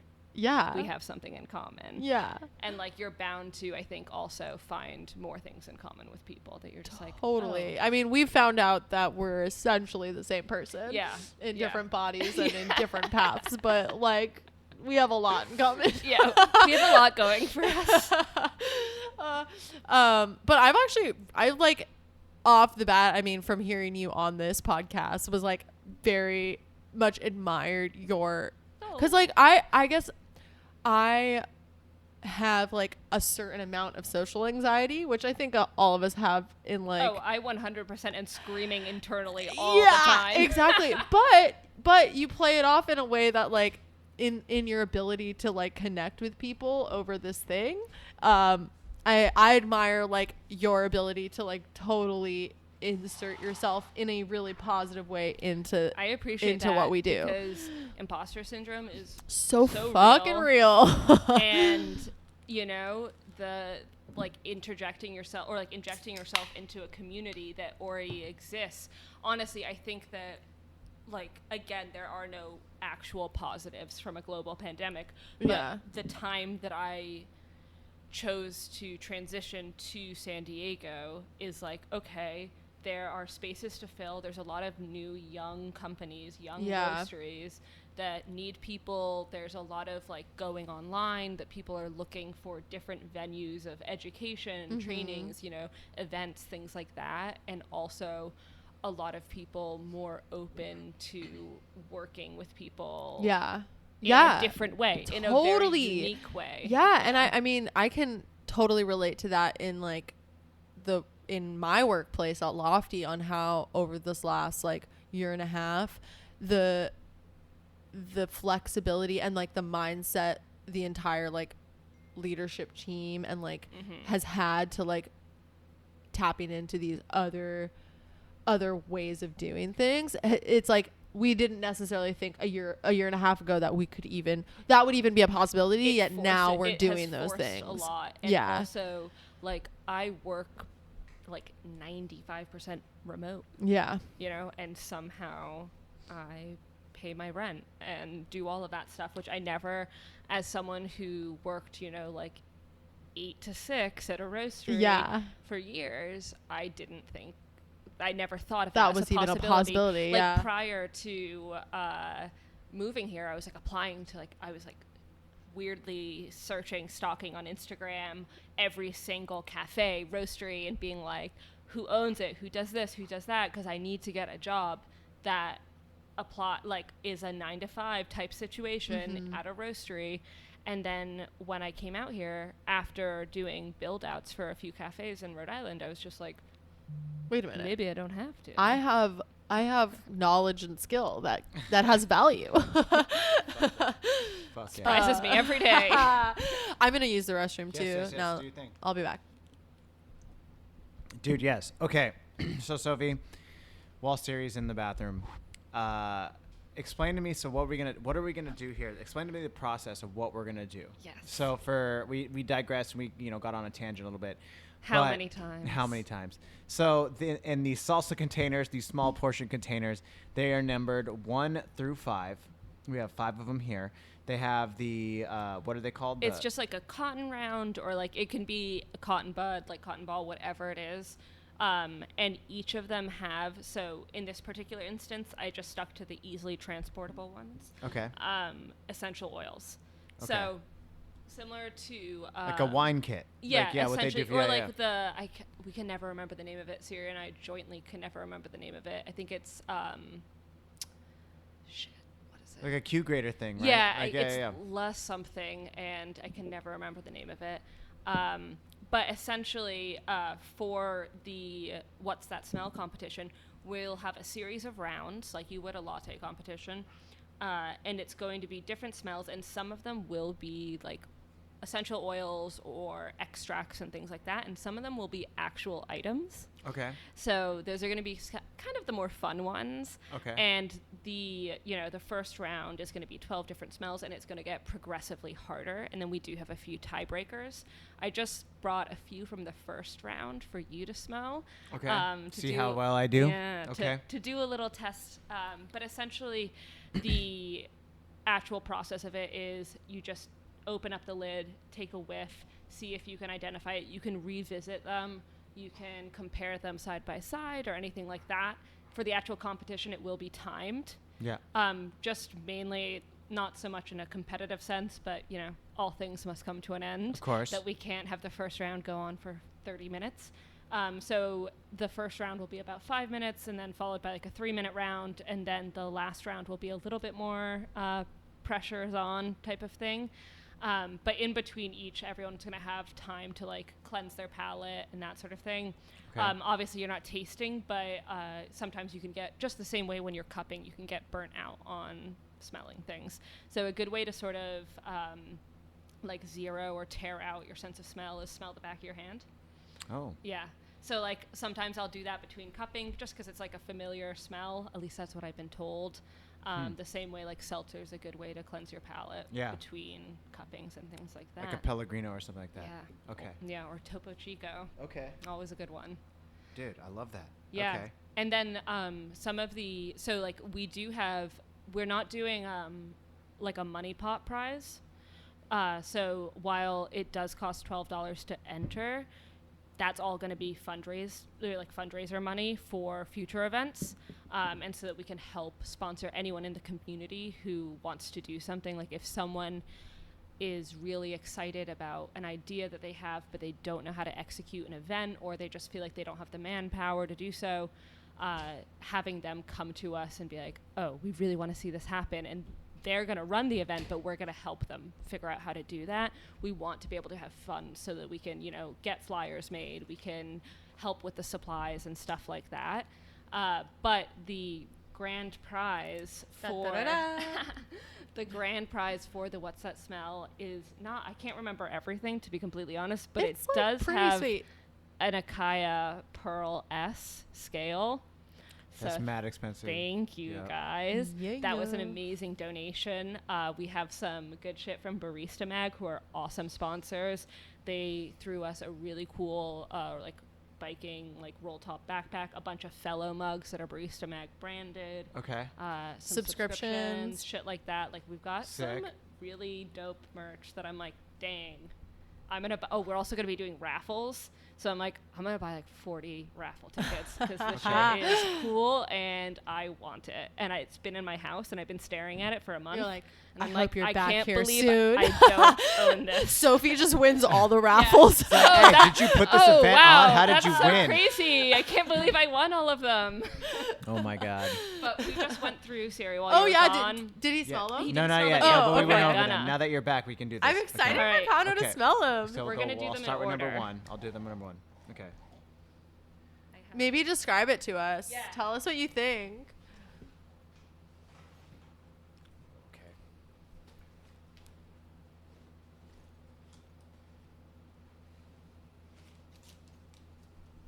It smells super briny, like almost like orange, but then the initial thought, I thought it was like a lime or a lemon. But now that I'm smelling it smells like the rind of an orange. That's number 1. Number 2. Okay. So I was telling Connor like a good way to. Fuck. Yo, he got it good. Can I tell you something I've been doing? It's just like Dude, a little. I don't peel even up the know lid. what the fuck this one is. But a good way to like I've always been told is to like kind of tear out is smell your own skin. Yeah, Yeah, that's what I felt. awesome. I'm gonna have to smell yeah. that one again. I'm not too sure what that one is, but that like it almost smells like tobacco and like but not in a good way. It's like medicine-y, medicinal. Oh.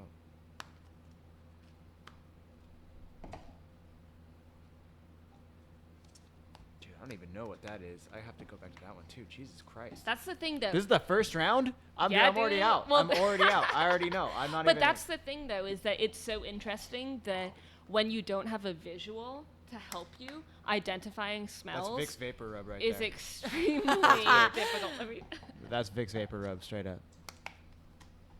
That one smells like Vicks Vapor Rub because it's that piercing in the nose.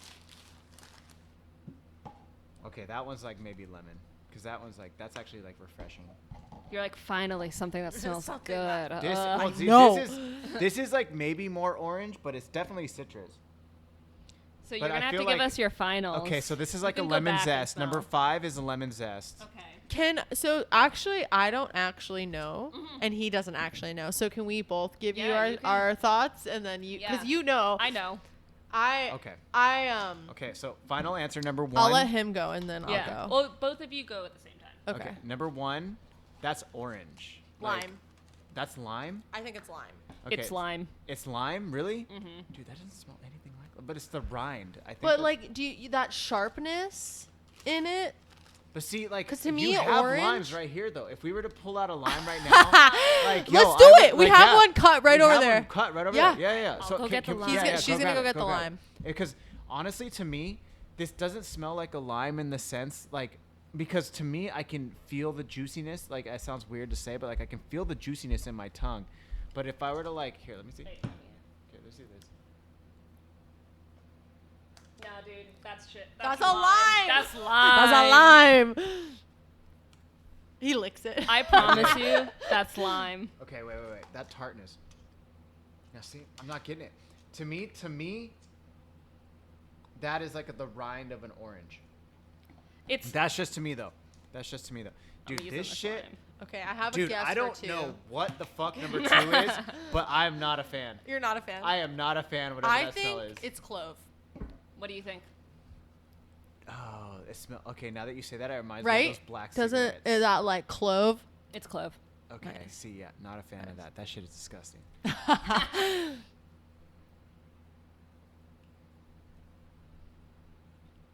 Dude, I don't know. I'm not a fan of that one either. I'm not a fan of that Yo, one I either. love What is this. that?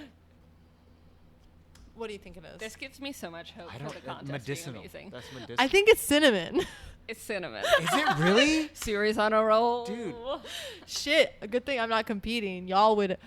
Dude, that's So my sense of smell, like I smell, like to a weird extent, I smell everything. No, dude. Like literally, I'm I the won't pick same. something up. I'll just smell it. Across People the are like, street? "Yo, did you just smell that?" But see, I can pick up cinnamon, but I don't know. It's something about like the way these are. Like, The concentration, perhaps. This is actually good to know. Maybe I don't know how much you put. I haphazardly. Threw it in there. okay, Just so no what's number science. 4? What's number 4? Can I well, let me That's say. Vicks I Vapor Rub. actually don't. Oh, I know what that is. Tea yeah. tree. Tea tree oil? Tea tree oil. That's straight up tea tree oil. Y'all wrong. Really? Let me smell it. Sorry. Because it might be just too much. It also might be. Maybe it's peppermint. You know what? I'm gonna go ahead and say It's a faulty. it's a faulty It's because faulty. that's supposed to be rosemary, and it does not smell like rosemary. Oh, Take yeah, it off. It smells like alcohol. It smells like rubbing alcohol. Like you're right with smells like the like Vicks tea tree. Yeah. Like Yeah. it's very clean unless I wrote it down wrong. Okay, take it away. Take it away. 4 discounted. Okay. But so far, Siri's Yeah, got them I all. would definitely say that Kano's would- striking out. I'm striking out tough. I would definitely say that to me that reminds me of like a lemon. Like I think that's lemon. yeah. It's lemon. Hey. I got 1 out of 4. Fucking 5. down. Or That's yeah, lime though? That That's really lime. is It lime? is lime. Yeah, it's straight up. Dude. Dude, I I think will it say, smells like I think lime. objectively it smells like lime. Okay. Because it's That's got awesome. that sweetness I to think it. also you are This really is sticking your whole head in there. I think you just peek it open. Yeah. Yeah. I Dude. think also, like, if you breathe in with your mouth, don't just... He I hates the fucking clove. hate clove, bro. When you smell, do you smell with just your nose or do you open your mouth? I do just nose. Because in my opinion, like from what I was told by like a bunch of roasters is that they say you're never really tasting it. It's all about smell. Your Yeah, but- olfactory. Yeah, but your olfactory is totally Also- connected with your mouth. I would say I would maybe exhale with my mouth versus inhale. Like I would maybe like So Dude, I can inhale smell with both. I can do smell cinnamon, but I don't what I think there's call cinnamon. bunny sniffs. I don't call them that. Someone else calls them that, and I have coined that term as my own, but it's not. But like bunny sniffs with your mouth kind of open. I'm like getting the clove still. Like it's just so gross. I'm sorry. smell the lime or the lemon again. It's refreshing. I gotta hit the lime or the lemon. The lemon is that fucking lemon. really nice. See, honestly, dude, that is after this undeniable, though, this is cool. This Yeah, is exciting. This has made me more excited. because Yeah, I like because it. we've like created the list of all of the things that the scents will be, and we used a lexicon. We Yeah. used past experiences. One thing I do have to say that I've told both of you guys individually, but I should say publicly, is shout out to the person I first did this event with. yeah, Andrea Costa of Hawkeye Consulting. She's also a coffee consultant. Used to work for Atlas and Equal Exchange and New Harvest, where we worked together. But Andrea and I did this event, and that's where the name comes from. What's the smell? And one of the activities, Why So Bitter, is because we just like to have fun at work, and we'd always make, what's that smell? Why so bitter? But Andrea is like, she's the reason this event exists, and I'm like, I told her about it. She's That's like, tight. oh hell yeah! Like Heck I'm so yes. excited that it's such a big thing. Unfortunately, she is in Rhode Island, so she will not be attending, It's but okay. in person. Yeah, she's She there. will be there in spirit. that's awesome. Shout out to her. Yeah, because Yeah. this is like, it's funny because so before I stepped into the role of director of coffee for Lofty, I worked with Matt Pryor. I worked under Matt Pryor, and like for me, my sense of smell, like I pay as much attention to that when I'm cupping as I do to the actual taste of the coffee. And Yeah. so when we would cup, he would like be like, you get the smells.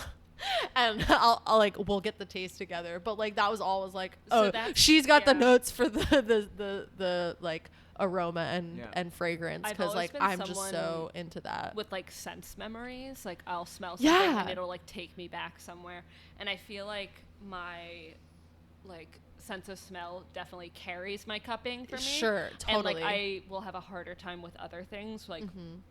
placing, like I have a particularly hard time with bitterness. Yeah. Just because like we did our own bitter test, and I just can't taste bitter for the most part. Whereas Siri has like a better handle. See, I'm on more tasting taste. bitter. I can cup all day And and you're I can just pull like- shit out at no problem at a tasting, but like smelling, like I guess Yeah. I'm not that good at. But see, I've done those smelling for wine, Yeah. and like But that's the black thing. currant. I didn't know what that shit was, and I just like I Blackcurrant got is my a wine favorite. one. I flavor. yeah, that's As a good one. Those, it's fucking British candies are Yeah. always blackcurrant flavored. Dude, and I got the fucking love wine it, man. thing, and it fucking I kept smelling it. Okay, and then I went and had a wine like a week later, and I was like, oh shit, there's black currant in there. Like, straight shit up. you not. Yeah. I Yeah. got it, and I was like, okay, like we're good. This clove shit though, not a fan. That shit is nasty. Which one was the one that was inclusive? Was it number 3? Was it number 4, which was supposed to be rosemary, but it smells I just thought very it smelled alcoholic. I thought it smelled like tea tree. Yeah. It does. It smells like eucalyptus or tea tree, which means eucalyptus. That maybe I just fucked that up. So with clove, you know where I take find that a one. lot of clove? In Colombian coffees. Really? Yeah. I get a lot of like sometimes I like get that. actually maybe even more in the taste. But it's like that like cigarettes. heavy. It's like a spice. Well, to me, it's clove like is when there's also, a like, spice, baking but it's spice. not spicy. Yeah, it's like It's a like- smoky spice. Yeah. So it's like the same. It's like when you like. I was always saying, I'm like, so we're deciding how ambiguous the answers can be for each one. So say if we had cinnamon, nutmeg, and clove, you can't say baking spice for every single one. Whereas when you're cupping and you're like, oh, we want to make a tasting note for the general public, Yeah. you might say ginger snaps, gingerbread, baking spice, something that's like accessible and makes sense to everyone. However, in the competition, we want more specific. Okay. But like that's the thing though, is like deciphering if you have cinnamon, nutmeg, and clove next to each other, and then ginger, all of those 3 that you're kind of like what, and with lemon, lime, you're like shit. Like Wait, this different is citrus. citrus. Yeah, but there's I can't definitely just some say like citrus anymore. citrus for Goddamn. sure. Yeah. Okay. Interesting. Yeah, that's. Damn, I'm gonna have to like, dude. I will never forget that smell now. Like that's some fucking We've clove. scarred That you is for some clove. Like, You know what goddamn. that reminds me of? Do you guys ever remember as kids like arts and crafts, like taking the orange and then like doing the design with the cloves on it? What? No. We're both looking at the Okay. cereal like she I've has never, 2 heads. I've never heard of this. Wait, what? So it's like a homemade like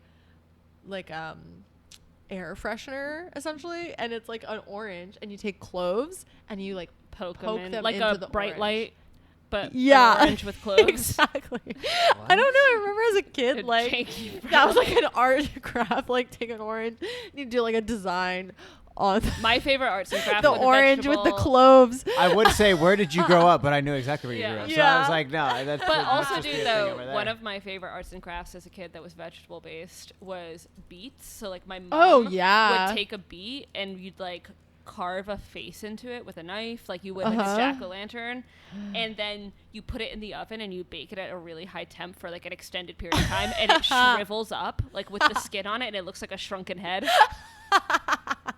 What I've the never done fuck that. were y'all doing?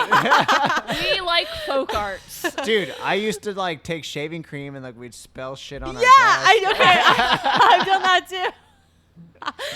That's Dude, hilarious. what the fuck? Dude, no, you know what's funny is like as we're talking about this, the one thing that comes to mind is that I think when we had the Sprocast 2 podcast, Yeah. we got all litty. It was Dude, right before got I lit. went super lit. I'm gonna have to go Fucked back up. and listen. Honestly, Dude. I'm feeling a little lit. I haven't been drinking a lot lately, so I'm like feeling Well, tipsy. Well, you're drinking. There wasn't much ice in those drinks. No, That no, was it's straight- mostly I tequila. swear. That was mostly There tequila. was like 6 cubes in that. Ah, yeah, whatever. fucking right. There was, I swear, I Anyways, fucking no. counted them out. Either way, the fucking. I remember that podcast. We were talking about doing an event. So, Kano, I feel like every time you and I've talked, we've talked about an event.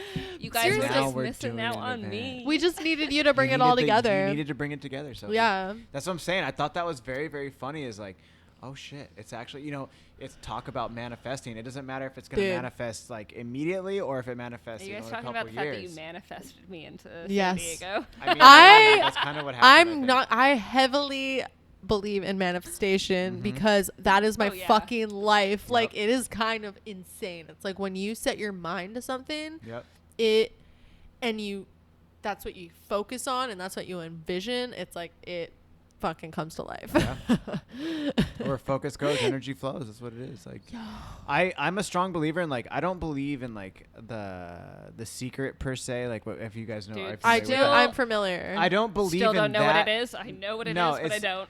It like So- it serves a purpose. It I does. think that it's been over time. And I mean, I've watched the documentary or the So have movie I, or whatever. yeah, Isn't But it like, just manifesting? It's it's just like manifesting. if you Isn't think it of just it, being, but like, mindful so I think though a lot of why people are like it's bullshit with is like a it's taken out of $29.99 price context. tag. Is Well, that it's exactly. like yeah, okay, you make a mood board or a vision board and it's all going to come to you.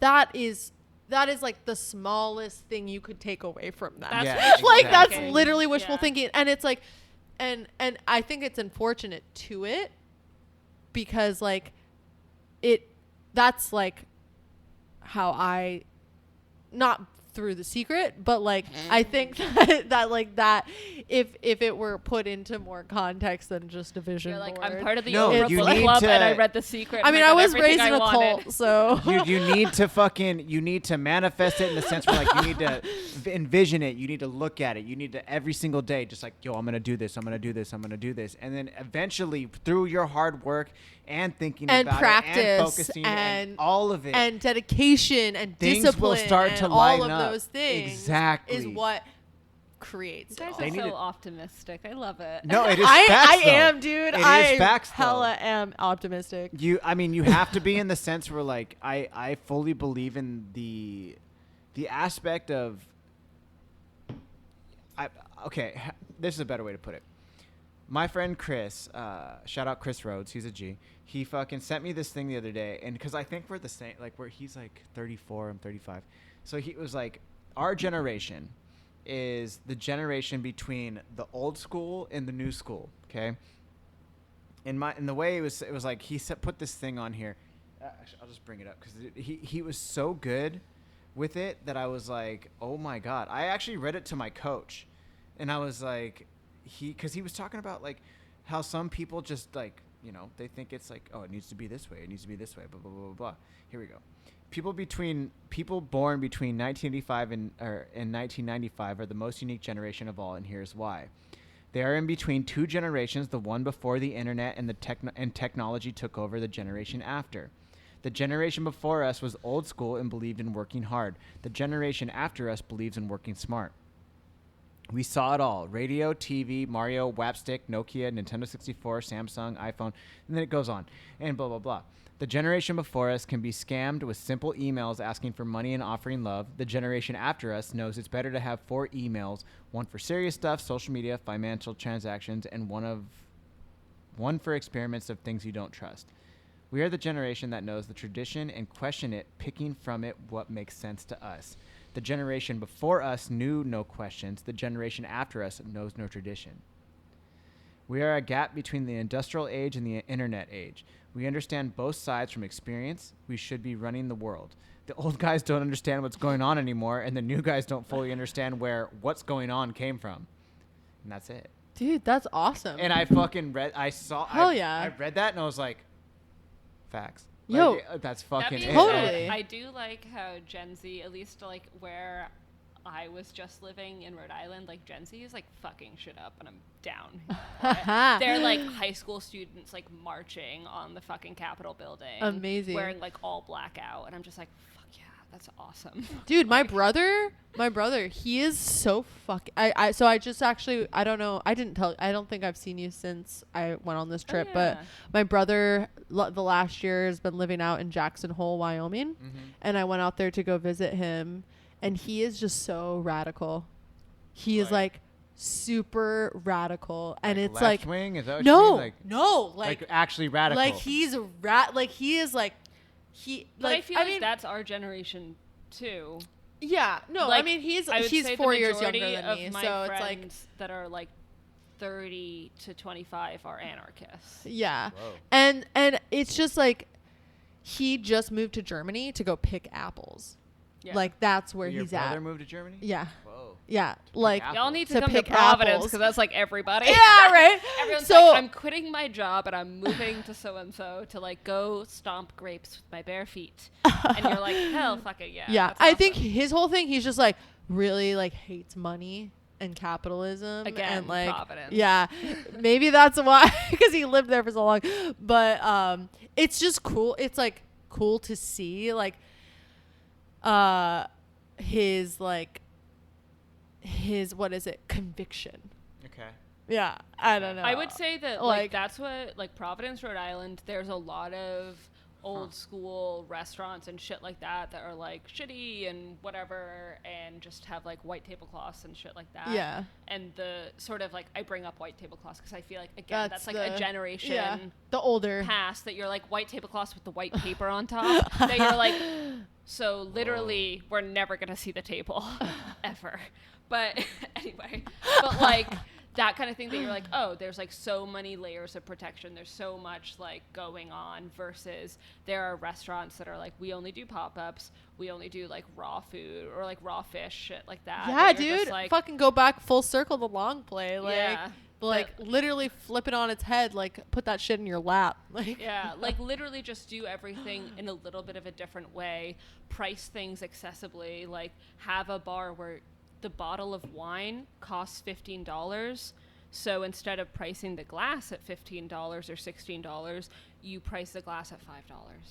And you still make money. You just don't make that much money, but you make enough. Yeah. And like, I feel like that is something that is coming through with, you know, like younger folks in the food industry, especially. Something that I find really interesting and cool about San Diego is that when I came here, when I say like there's a young industry here, I don't just mean that like, oh, coffee's coming to, like people are starting to realize, like the same way the beer thing did. But it's more like, yes, it's young in that way, but it's also young in the fact that I'm sitting here with two people who are under 50. And not even just under 50, but like well under.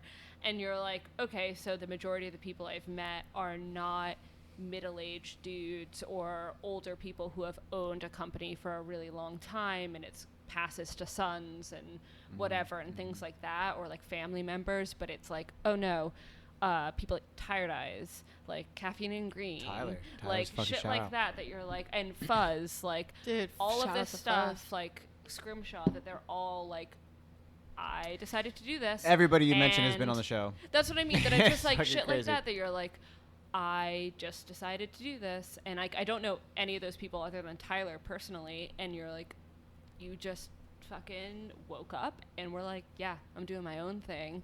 And that's very unique. And I feel like people don't realize that so much. But like coming from somewhere where there's a few of those and coming to somewhere that there's a lot of people who are so driven and doing something cool and collaborative too. Like I've, again, running this event, the amount of people who have reached out to me, like Tyler's been amazing, like you've been amazing, like all of this type of thing that just people are like, yeah, I'm down to help. That you're like, cool. It's not like a gagey, weird community where you're like, no, I gotta succeed so they can't. It's like, no, we all gotta succeed. Yeah. Which is well, that's awesome. the only way you're gonna make a fucking industry. Like, I mean, like the one thing I wanted to ask you that as you're saying this though, the thing like about being an anarchist or hating capitalism and like doing these things, it's like, I get it and I understand it because like I was originally a history major in college when I first started. I love that. But then I switched over. But also, it's like you have to know your history to know where you're going, right? You have to know your history to go know your future, and essentially, because you're also you're talking doomed. to a history major. There you go. There you go. So you're doomed to repeat if you don't know where you've been, right? Yeah. You won't know where you're going unless you know where you've been. And in my opinion, like, yes, there's been things that in the past, whether it's like, you want to talk about like communist Russia, for instance, just in talking like in communism and things like, yeah, I did. It's totally fine. All right. No, like, I think that let's go there. Yeah, let's go there. It. Let's like, so there's these things, right? And then you have these ideas that clearly have not worked out. Mm-hmm. And that's not to be like, not saying that it can't work out in a utopian society or whatever, but they didn't work out because people still took power, like Stalin. He took it over, right? He took advantage of it and took advantage of his people. And that's just facts because that's what happened. But there's also capitalism, and then you have like the UK, and you have all these things. And you have these great leaders that have been celebrated, like Winston Churchill and like Theodore Roosevelt, and doing all these things. Winston Churchill was also a dick. Yeah, there you go. So it's like, but like these things during like the World War II and these times, and like these great powers became I don't remember the name that they were, but it was like Russia and UK and the United States came together, the Allied powers or whatever, and they came together to defeat the Japanese and Nazi Germany. And then eventually, the good guys staying around long enough to become the bad guys. Yeah. And then you end up becoming to current day, right? Present day. And arguably United States is divided. So More than divided. that's what I'm saying arguably, because to me, like, I think divided a few times over. Though that's the thing is, like, that's why I say it's arguably, because to me, in my opinion, I think the person that said it best to me, and like, because I have friends on both sides of on the fence, right? Like I said earlier in the conversation, I'm very liberal in my views when I talk about like social views, but like I will say, like, when it comes to money, like, I'm very conservative in that aspect, because it's like, yo, bro, like, I gotta watch my own money because I'm the only one watching my money. But I don't mean conservative in the sense that, like, I'm conservative, like I'm wearing a fucking red hat trumping out here. No, but you can be fiscally conservative. Yeah. Fiscally conservative, thank you. Yes. Yeah. Fiscally conservative, but socially liberal. So I guess that would be considered like what, a moderate, essentially. Yeah. I set feel somewhere like in the middle. that is just being a Democrat. That's just I don't even like these labels in the sense. But that's where the it's thing. like, People are like, my best friends call themselves anarchists, and I don't say that I'm an anarchist. I love the DSA. I think they're awesome. I also, like, I'm down with all of that. But, like, also an anarchist today is not someone who's, like, fucking burn it all down. Oh yeah, dude. You know? I definitely have a couple homies who are like that though too. Like my And, like, homie on has my like an bad days, anarchist I'm like, pamphlet. burn it all down. He handed me one the other day, and I was like, But that's the thing, like, Okay. anarchists today are very different than if you were to, like, ask someone what an anarchist was in 1969 or 1975. of course. I mean, but that's yeah. that goes with saying, Yeah. like, at 1969 or 2021. It's fucking a long time ago, right? But the thing is like, when I see the thing about people hating capitalism and all these things, is like, what I was gonna say is, like, last weekend specifically, like, we went shotguns, we did this thing, we come back, we're in Alpine, which is ironic because it's like very conservative over there. Mm-hmm. You go to the like, brewery? no. We were just having some food. It was like I dig Alpine that. The rye IPA Lodge that or they something like have. that. It was something like that. But like, we go in there and like, it came up conversation because it was like the guy who was with us, he's like an Army vet, and then his I don't know if his girlfriend is an Army vet, but then Leah is sitting next to me. She's a federal police officer now. Mm-hmm. Oh wow, I didn't know that. Yeah, Damn. no. So she's moved I out of remember coffee. you told me that you were like, oh, Leah, like, that was like, I've never met Leah. I feel like I know her. Dude, no, because she's a fucking you badass. talk about her Yeah. so much that I'm like, every time we chat, I'm like, oh, Leah. Dude, she's like, one of my best friends. Yeah, like I probably should meet her. Dude, no, you'll definitely meet her. She's fucking dope. But like, the one thing is that it's so funny is because, like, I've definitely my whole entire life I've been like, fuck the establishment, fuck this, fuck that, fuck cops, especially being a skateboarder, and all these things. And then I end up becoming like really good friends with Leov, and she's like always rocking the flag. She's like super pro Army. Like, I walked the fucking 110 steps with her today. She's like, do you want to do this with me? I'm like, There's yeah. a difference between individuals, though, and But that's the thing. establishment. Well, Yeah. this There is are what she individuals said. within an establishment. She said something that was so true. And because to me, I love wearing the flag. I don't give a fuck, bro. Like, I love watching soccer. And when the soccer, like the World Cup comes on, I will be fucking like you and I talked about USA'd this out. last Yeah, time. like USA'd out. Like, I don't give a fuck. Like, yo, give me something with the flag on it. I'm 100% down. But now, because of, like, I think maybe, like, especially it's been amplified because of Trump, is like, if you wear the flag, You feel commandeered. it's like, it's not even commandeered. It's like, you wear the flag. People are like, oh, you fucking support Trump type of shit. It's like, yo, I love the, like, Well, I that's what didn't mean. choose. It's like that image is commandeered. Yeah, I didn't by- choose where the fuck I was born. I was born in the United States. I don't give a fuck. Sorry, you weren't born here? Fuck it. I don't care. You were born where you were born, and you're proud of where you're born. I'm proud of where I'm born. Fuck it. I don't care. Doesn't matter who's in power. It doesn't matter who's in power to me, but I love my country. And that's the bottom line, because at the same time, you can go to Tennessee, and it could be Bible belting, Trump thumping, Bible, like hell and brimstone. But, yo, at the same time, you can, like, yo, we're still all people, I and need we're like still a here. clip of Kano Like, pretending to wave a Bible yeah, in the air. fucking whatever. But it's like, dang, we don't have that video. but dude, it's like, I know people feel separated, but to me, and I think I've said this before on the podcast, it's like, yo, I fuck with everybody. I don't give a fuck. Yo, you, I'm like, about to fist pump you Dude. that, because there's something about serving people dude. where, like, there, to go back to, like, coffee on that, where, and so this is where me and my brother, like, I I'm interested. really love, like, first of all, my brother is, like, honestly my favorite human on this planet. Shout out to Tar. That's He dope. is An angel. he is just, like, Great name, by the way. Yeah, I just Again, repeat of my version. Great name.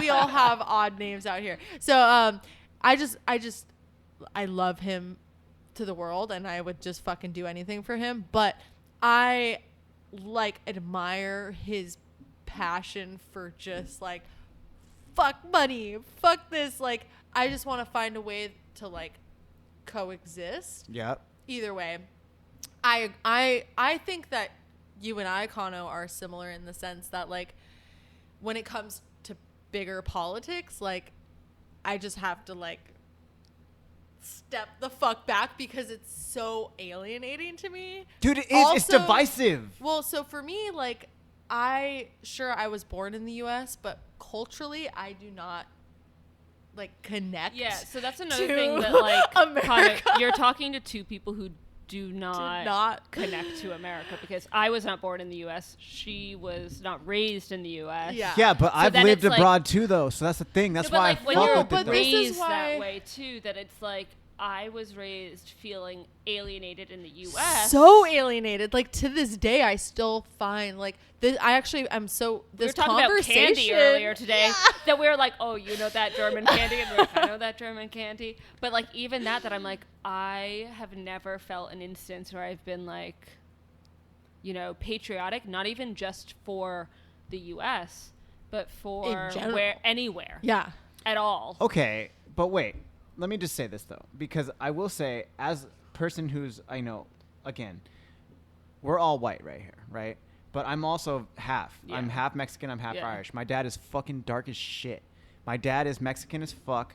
My entire family is Mexican as fuck. And I shit you not, regardless of the color of my skin, people would see my fucking dad dropping me off, and they'd be like, yo, what up, wetback? Yo, what up, spick?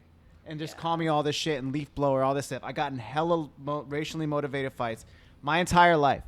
My dad would be in there screaming his fucking head off, like just being racist himself, talking about some other like races that I got in racially motivated fights with. Yeah. No cap. But I did not let that stop me from ever being proud of who I was. Like there was I don't know if I've told you this, but like my ex-wife, when I was with her, we went to Tennessee. You told me this. Yeah, I did tell you. Ooh. Did I tell you this? Did I tell don't you- know, but I'm curious because I had an incident in Tennessee with my ex who is Indian. Yeah. Okay. Perfect. So- You guys Yeah. both told me this. I yeah. am the, like, Okay, so good. So okay, this is perfect then. So I've told Sophie, but I won't. I'll tell you. But it's like we went to the Jack Daniel's distillery in Lynchburg, and we were in Nashville. We took it over there, and like it's like this is where I was talking about the Bible thumping shit. So like we go in, we show up early, we get our fucking tickets, whatever, like because you're gonna go on the tour. And then they're like, yeah, you guys, be back by this time. And my ex-wife, she was so dark. She's like as dark as my dad. She's full-blood Filipino, first generation in the U.S. And we're walking, and like, I don't hate my ex-wife. I don't.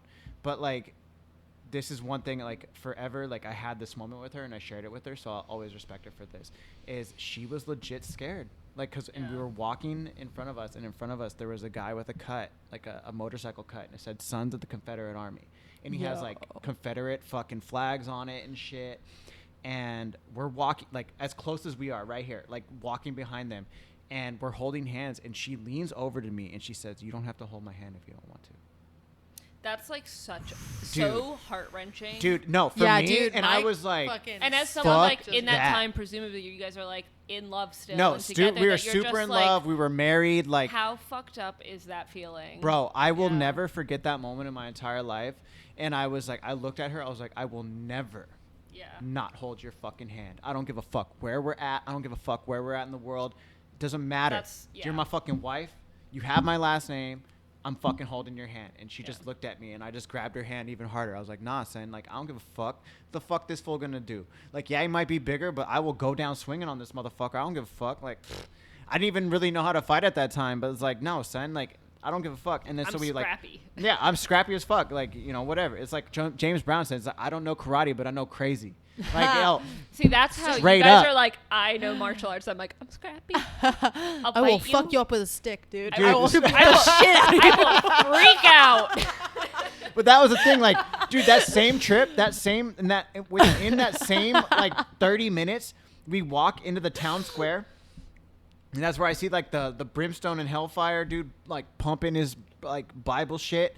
And then you walk around the corner, and then there was like a little pop-up tent, and it had like all these crazy like red hats, like "Make America Great Again." Like, all right, cool, whatever. But the one that got me was like they had these Trump shirts, and it was like Trump all like jacked and ripped. And I was like, why do you want stop that on playing? you? No. Why are you wearing that? Like no one looks good in no, that. like, but no, it was Trump jacked. I'm like, don't ain't nobody like. Have You're you like, seen first this of all, fool? Like, come that's on now, gross. son. He's old. Like he's old. He ain't that jacked. And then so like my ex-wife, she was like super That's hungry. factually inaccurate.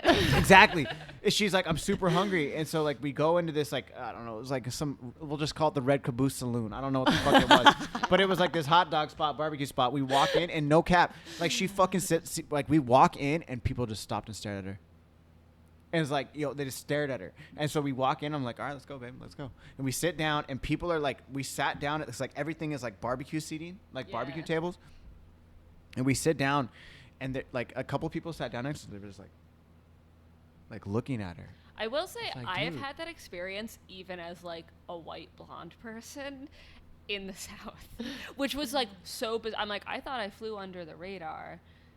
And like one time, like right out of college, my friend Tess and I drove cross country, and I remember we walked into a place to get food, and it was literally like they turned off the music. They're just like everything these people are fucking from out of stopped. town. Yeah. And they were just like, who is this bitch Yep. with the piercings and the metal and the shit in her face and like the tattoos, and my friend is wearing like a fucking LA hat, and like we're just like, oh, we shouldn't be here. But I see- guess. But like the fact that that happens to us like on a just style basis, that you're like, I can't imagine what it feels like on like a real identity basis That's the thing is in like, a place where you're like, this is actually happening. I feel like even though that's the case, see, this is the way I think about it. It's like I think about my ex-wife and I think about that moment where I was at, and it's like, yo, if any of these motherfuckers try to touch my wife, I'm gonna fucking kill them.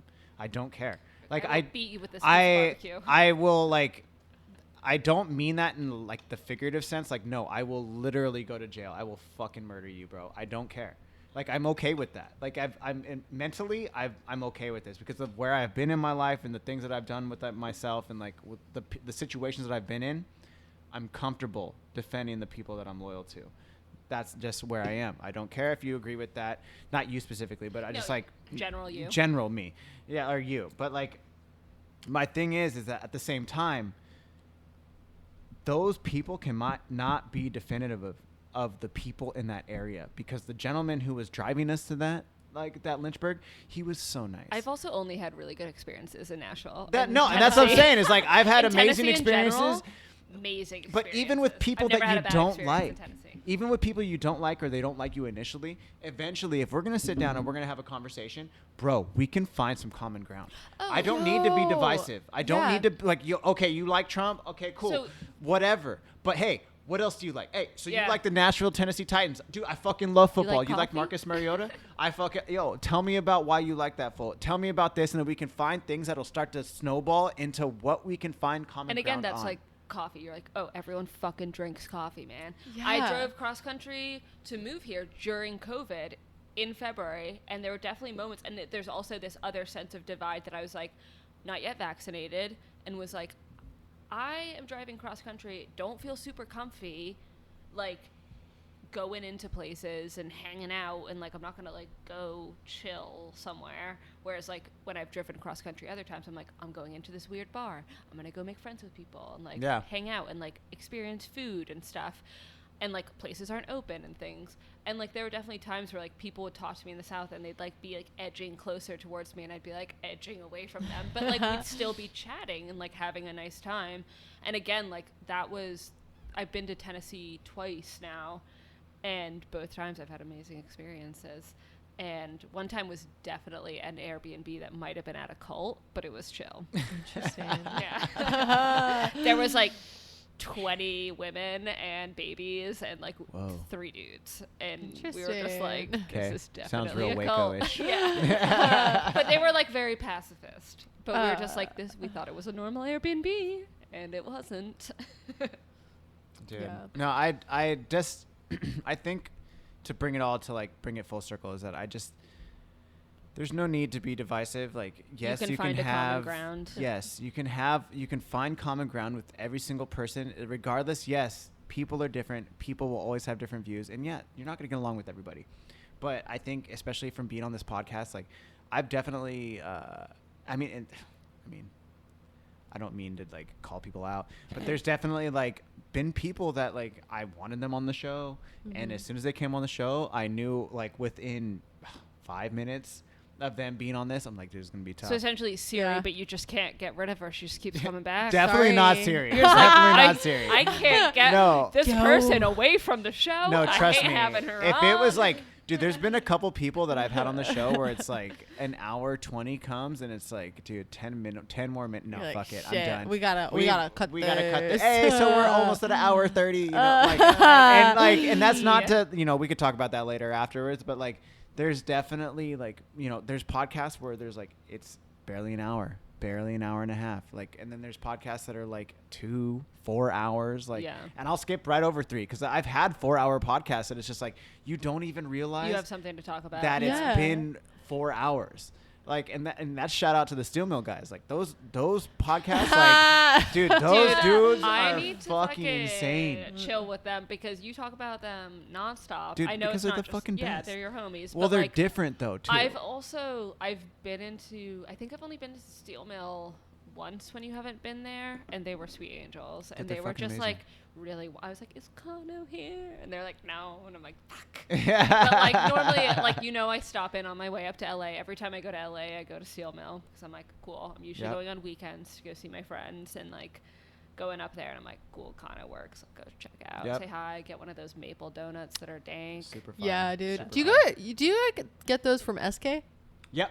Dude, SK's is the spot. Shout out SK. SK Donuts, yo, that's the spot. Yeah, dude. So Kevin lives right there, so that we go there every now and then. Dude, Sunshine, he knows about Sunshine. Sunshine's Dude, the sushi spot. Sunshine, dude. Their fucking poke bowl. Dude, that's not technically yes. a poke bowl. It's not like, a poke bowl It's at all. not a poke bowl at all, but it's fucking good. Dude. So, Siri, what's that fucking restaurant that you went to for Kevin's birthday? Oh, Dijimara. Dude. Yo!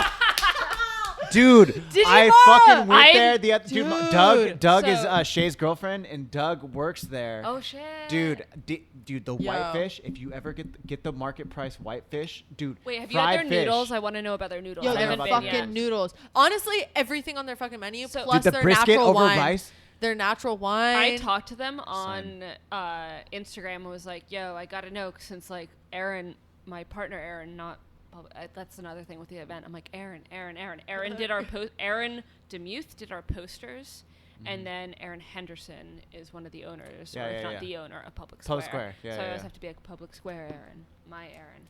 But my Aaron, it used to have a bunch of allergies, and he's still like kind of allergic to poultry, and one of their noodle dishes has chicken in it. And I like texted them. I was like, yo, like, I don't have allergies. I don't give a fuck. I'm gonna eat there. But everything. can I bring my allergic boyfriend, or do I bring someone else? And they were like, "Oh hell yeah, we'll do Bring exceptions." me, dude. Yeah. Bring me. I fucking love Digimara. That place is I want to eat those noodles. honestly there. So I think there is a bringing Asian flavors and food to an elevated dining experience.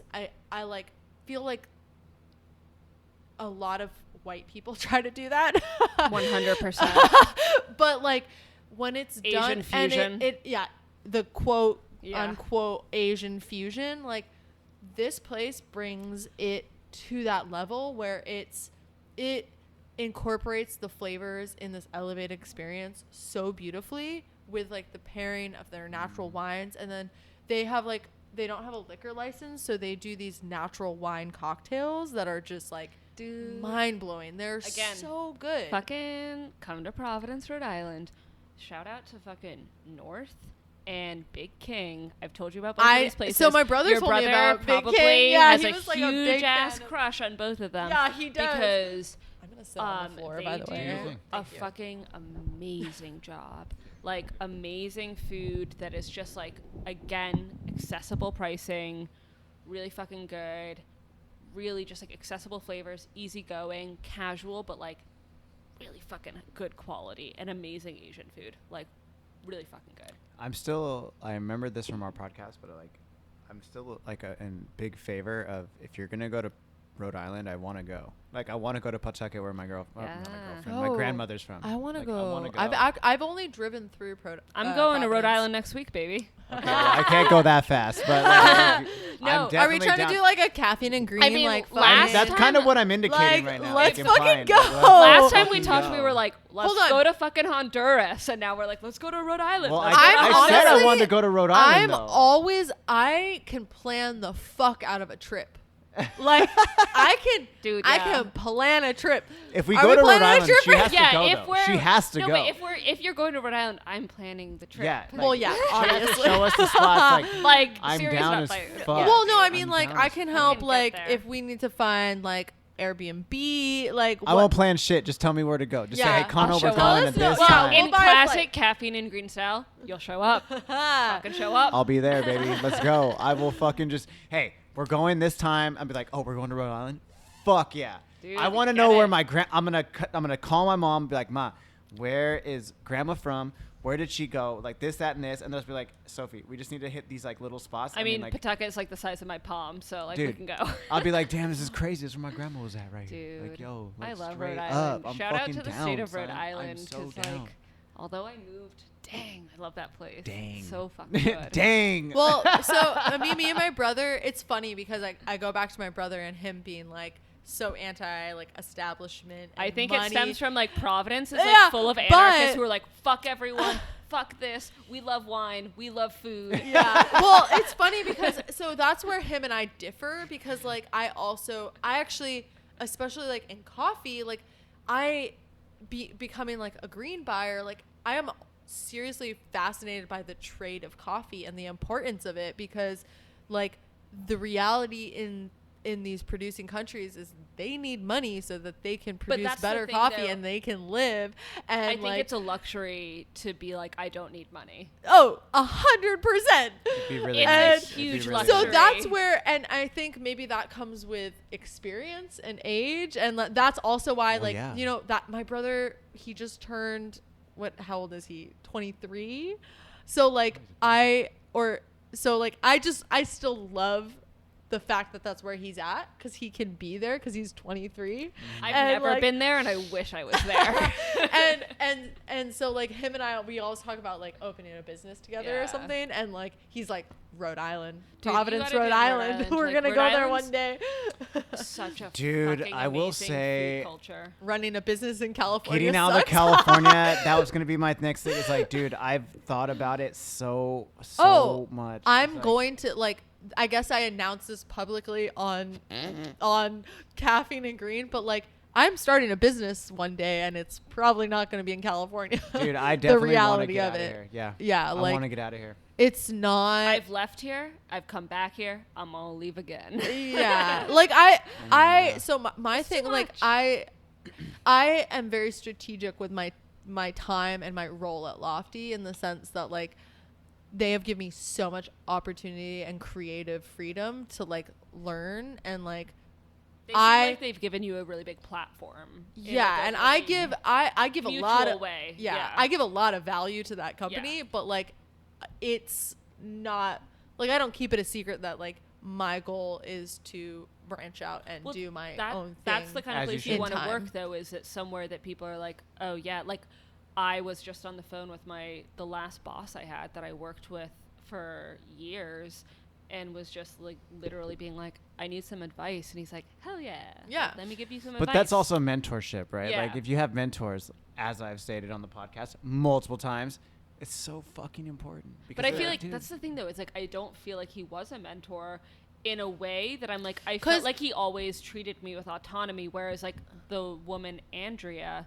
But who we see- did the What's That Smell with, like she feels like a mentor, but like he was always so busy because we had so many avenues so that he yeah. always was like, I trust you, please take it, do it. And I that's really still a mentor, though. But Yeah, so but, like, here's the not in thing, that, though, like- Kano, the mentorship, something that I've like learned a little bit. Like Eric, who's the CEO of Lofty, like I look up to him and I work extremely hard for him. yeah.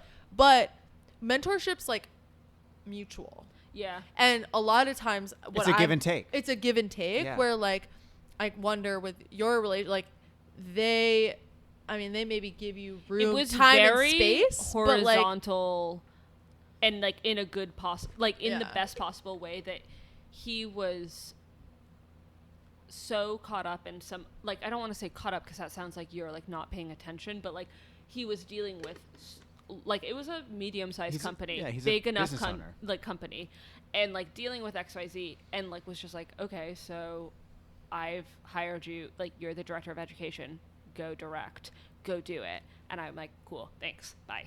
And like would do it, and we'd see each other like once a week, and it'd be awesome. And there were definitely things I learned from him. But then like my friend Andrea, who we first did What's That Smell for, we actually first did it at a Whole Foods, and everyone was like, what the fuck is this? And we're like, you mean what the fuck is that smell?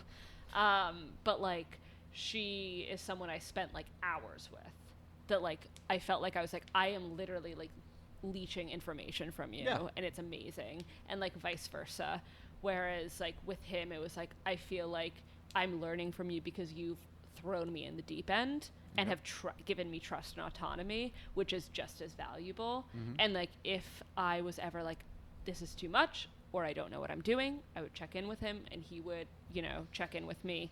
And it was that kind of relationship. So it wasn't like always one-on-one, but more so like, I'm trusting you to try to make mistakes and to fix your mistakes and then try again, which is like a different type of mentorship. No, that's what I mean. It's like, it's still a mentorship or a 100%. mentor, but maybe not a mentorship. But like, I had, you know, and I think I've said this to both of you. It's like, I had two mentors. I had my head roaster, who was like super science oriented, like, you know, watch the roast curve, do this, like, what's your rate of rise, XYZ. You fucking put roaster knowledge in there, fine.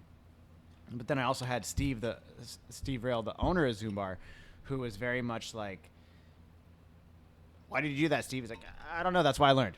You know, that's how I learned it. You know, it's like kind of That's like, how I learned coffee. Yeah. Wait, what's going on? I don't know. That's how I learned it. And it's just like, That's it. and every now and then, like, It tastes good. Yeah. It's exactly right. It's like, does it taste good in the cup? You know, it's like, I give them both a lot of credit, and I shouted them both out in this interview that I just had recently. And it's like, Jason in reality is probably more of the dude that I learned from, because I had more experience with him. But Steve, as a whole, was like the business owner, and like I saw how he ran his business, and I saw what he was doing with that. And then when I could pick his brain about roasting, it was there. You know, so it's like, I understand, because like I definitely had both aspects of that, because also Steve would leave in the middle of the day to go surf. Yeah. Like, you know, he would like. Good for him. Yeah, no, it's fucking dope, and that's why I'm like. That's why I work for myself. Yeah, it's like. Not so I can surf, I can but so go I can do other snorkel. things. Yeah. So I can go snorkel. Yeah, so you can do what is important to you, so you can have balance in your life. But I mean, that's like, at the end of the day, if you don't have some, like, hey, no shade and no, like, I'm not trying to shit on anybody who's like self-taught and all these things. So right before the podcast, I was Literally talking about all like, you were talking about before the podcast. was Like, self-taught. fucking self-taught. Yeah, it's like, but like, you know, it's audio engineering and doing these things, and it's like, it's different. But like, to me, it's so funny, because when it comes to roasting, I'm like, dude, you need to have somebody to show you how to do it. Like, yeah, like, I don't think personally, like, I mean, yes, you can, because there's so many people doing it, but to do it good, you The have to be person shown that I was how just to do talking it. about, Rick, pretty sure he's self-taught and he's good.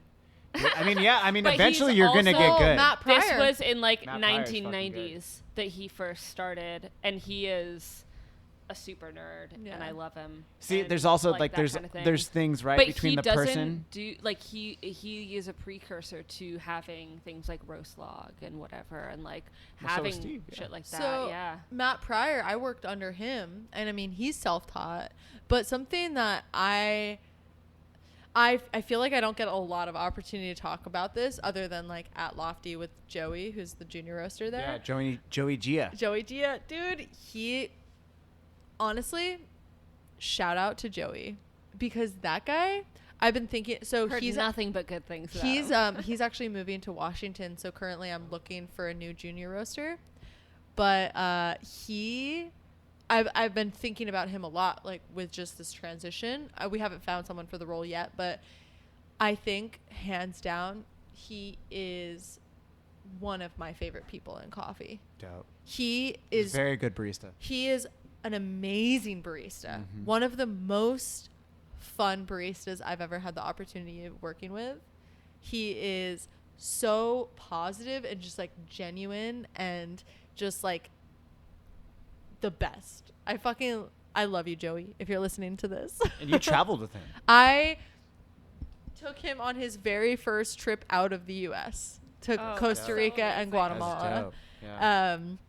And twofer. actually the very last episode of Sprocast was with him and I in Guatemala, drunk in our hotel room. Dude, that's amazing. Sick. One of the probably the most drunk I've been in like the last decade has been in Honduras. The most drunk I have been was my first trip to Colombia. I was so drunk I was very sick the next day. And we were taking like an 8-hour drive. And you're like, through and the we mountains, were and I was on vomiting winding roads. outside the fucking window. It was fucking gnarly. Dude, Amazing. shout out fucking Rodrigo. Like, he I'm got so us sorry. so drunk.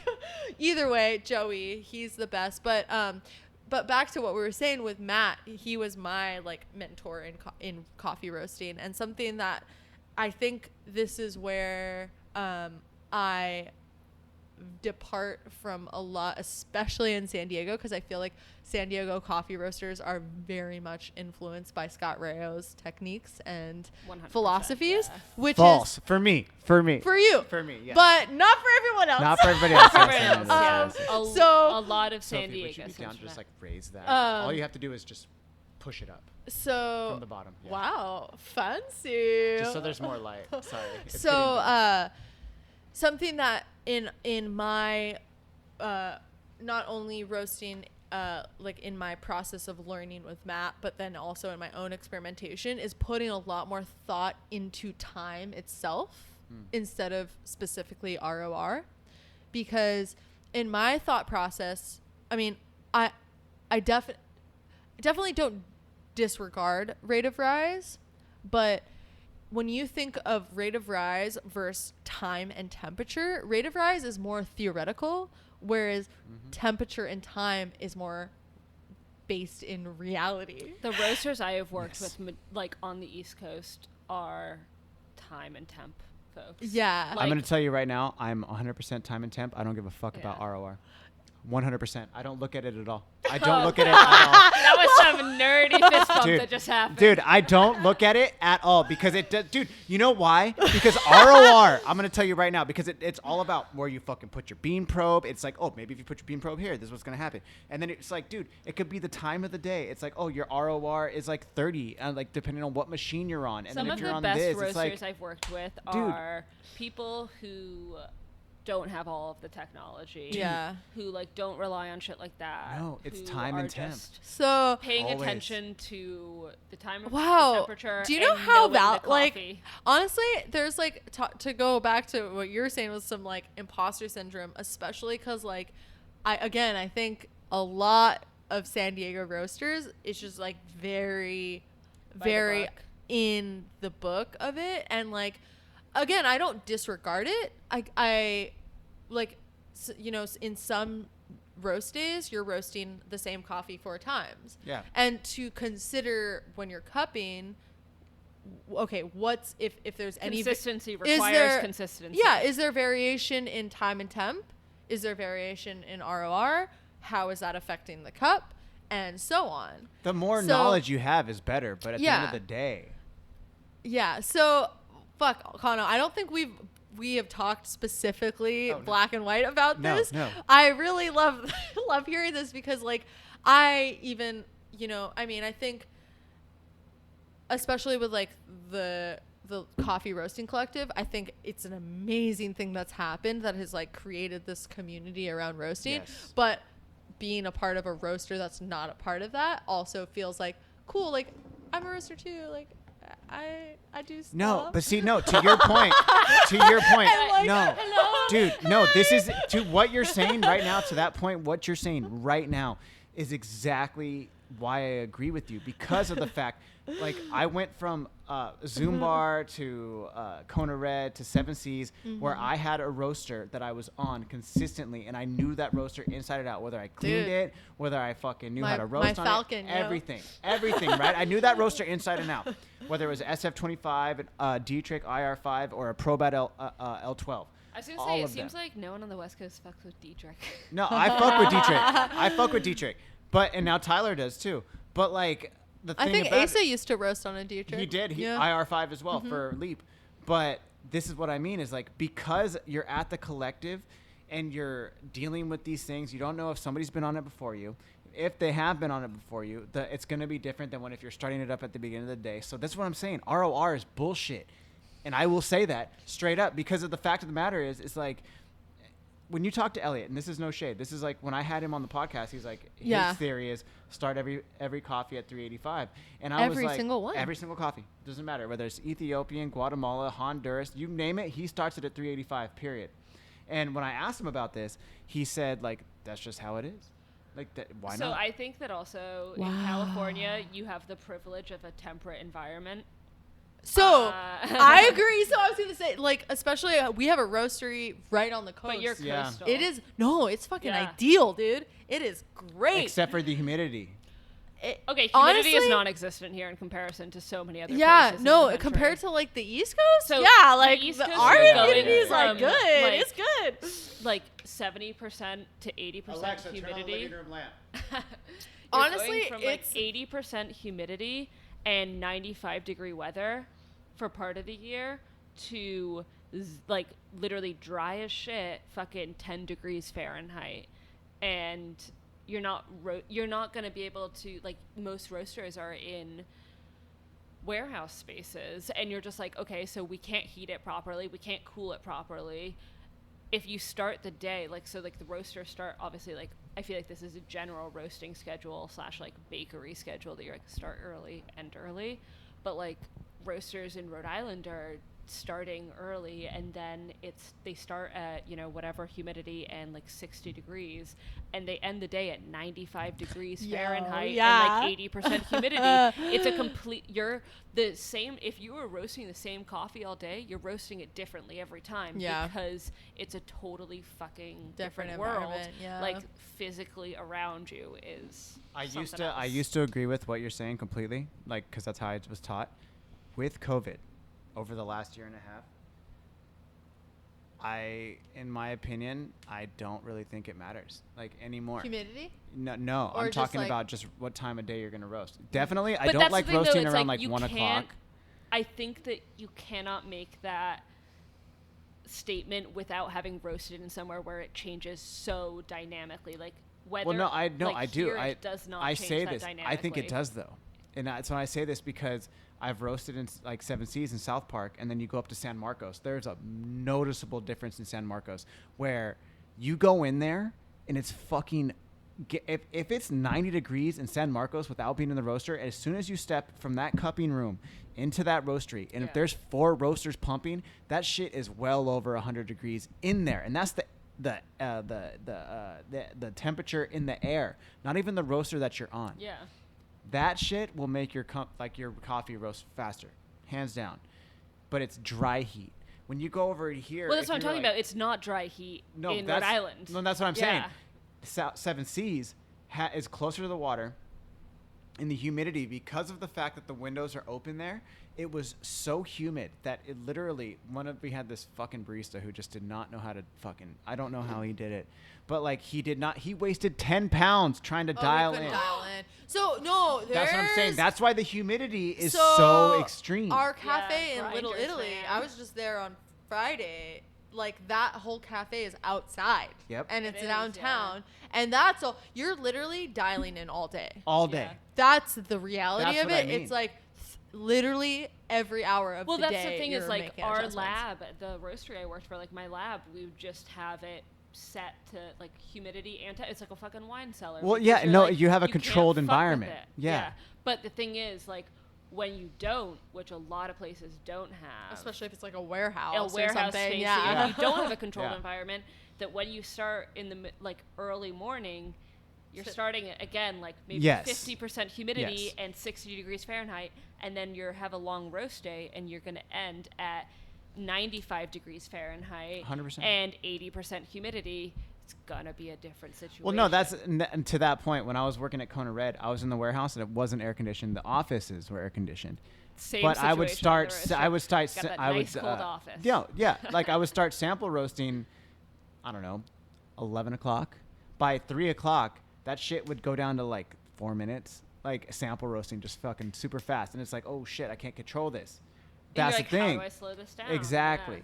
But then, like that's what I was saying is during the pandemic, Seven Seas, the fucking place wasn't open, so I was able to use the air controlled in there, even though you have the air coming in from outside. Well, that's the thing. Then you're like, I was able to create. I was a able more to do controlled that. environment. But Yeah. see now, but the other thing was is I never used to believe in roasting at night. But then also, even when it's Dude. super hot outside, even with everything closed, no air condition on, if you roast at night, it's just as good.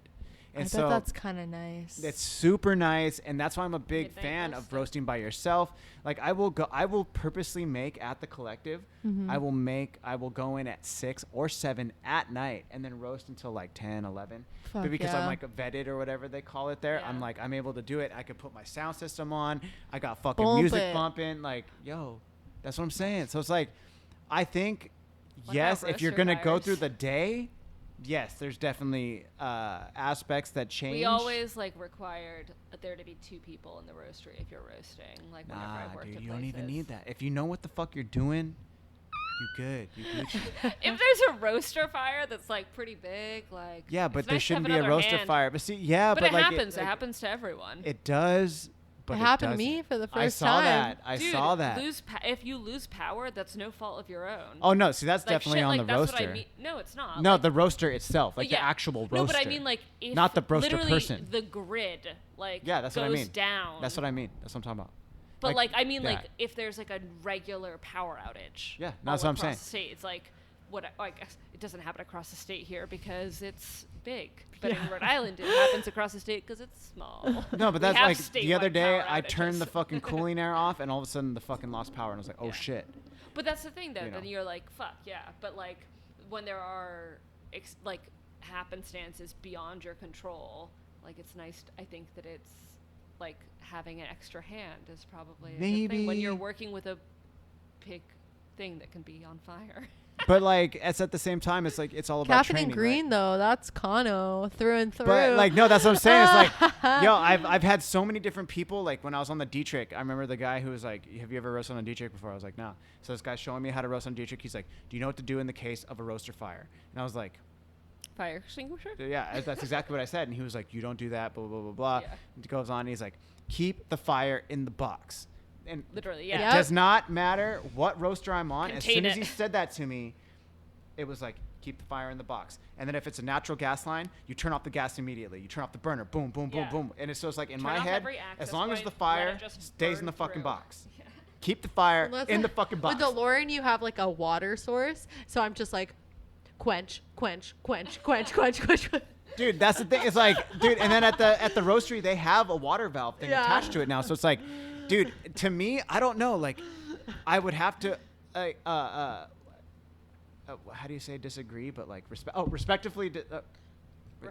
Respectfully disagree. I guess in the again, sense, it's like, a thing that it's like working in somewhere that's a state of the art place versus in a bunch of warehouses in the East Coast where you're like, this is a fire hazard if we're doing nothing. dude, I don't know. This is like, this is also This goes is back just to like, a fire hazard. this is Like, what we were should talking say about before, though. Straight up, just this entire building is dangerous. Dude, me and Siri have talked about this. I don't know when, but like at some point in our conversations, we talked about like roaster maintenance. I'm a fucking Dude. geek when it comes to roaster Dude, maintenance. And that- like, dude, I'm such a stickler. It's like, Our- yo, you our have to clean the roaster- roaster. Like, is old. In on that shovel. That with the roaster chisel. is like always. I don't give a fuck. maybe 6, 7 years old. It looks brand new. Dude. That shit is sparkling. You gotta keep it clean. Dude, when Tyler showed me the fucking Dietrich from Dark Horse, not trying to throw shade at Dark Horse, but goddamn, what the fuck were y'all doing? He's still working on that Still thing. working on it. How are you not cleaning that thing? What the fuck did you, what the fuck? I look at it, I get stressed. I get stressed. Thing I will say that, like, throughout seasoned coffee seasoned. It's seasoned. Like a cast iron. Coffee shops that don't clean their equipment, it's so far reaching, and the amount of times, like, on the tech side of things, I had received equipment that you're just literally like, there is like mouse poop in here. Dude. There are wires that are eaten by rodents. There is so Disgusting. much going Disgusting. on. Ugh. There is like, it's not just like best case scenario. There's like calcium buildup. Worst case scenario. Best case scenario. Literally, I mean, in New England, there's like, oh, your boiler has a hole in it. Okay, so like, you gotta replace the whole thing. Just buy a new machine, because it's gonna cost you X amount. But like, the amount of things that we've like taken machines. You're just like, oh god, there's literally like an animal nest in here. Dude, like, so how did gross. it get to that point? You were using it, right? And it And was you're hot, serving coffee to right? people with and this. there was Yo. beverages coming out of it, right? So gross. And Yo. there's like an So gross. ecosystem in it. You're That's like, wild. yikes. Yeah. Dude, I am just such a stickler for that shit. I don't give a fuck. Like, I don't care I what feel company like- you work for. You need to clean your machine. I feel like with All of it. coffee and maybe just service in general, like 70 to 80% of the job is cleaning. I think that the crazy thing that like I would a agree. lot of folks Yeah. like, I think that this happens with home equipment a lot, that I found that a lot of people will be like, oh, you know, it tastes weird, it tastes funny, or like, I don't know why this is happening. And you're like, when was the last time you cleaned your coffee machine? They're like, I have to clean it? You're like, yeah. What? What do you mean? Like, I'm like, you clean your pots and pans, you clean your cutlery and silverware Come and the like fuck on. plates. You should also like, do you clean your blender after you make a smoothie? Like, clean your coffee pot. Like, come on, it's not that hard. okay. Jesus Christ. Okay, ladies, we've done it 2.5 hours. I have to go to the bathroom again. seriously? Yeah, we've done Yeah. 2.5 hours. Let's wrap it up. Let's just go ahead. Let's tell the people where is the event, what's the name of the event, where they can find us. Let's get here September 14th. What's the smell? Sophie, what's What? that smell? What is that smell? Yeah. Oh, Siri, smells like- I've been meaning to ask you something. Smells like clove. Why are you so bitter? Let's just take acid. All of those are I'm wonderful super down, actually. activities That's actually gonna be at our event coming up from San Diego Coffee Network. Again, 7 p.m. September 14th, this Tuesday at Public Square in La Yes. Mesa. Yep. There's gonna be pot pie. There's And- gonna be Stella Jean, ice cream. Caffeine and Green will be there. There's going to be beer from Machete. There's going to be long play, hi-fi, spinning some She tunes. is gonna be track selecting for Yes. sure. And yeah, and Kano's going to be doing live podcasts, so you can actually be Yes. on Caffeine and Green. Yes, So come say hey. through. Yo, I'm Come so through. excited for I that. can't wait too. I'm very excited That's about gonna be this. really cool. And if you want some new merch, I got some new merch that has not come out yet that I will be showcasing there if you want to get some. Shoot. So Yeah. holla. Ooh. These new t-shirts. Hell yeah. Dude, yeah.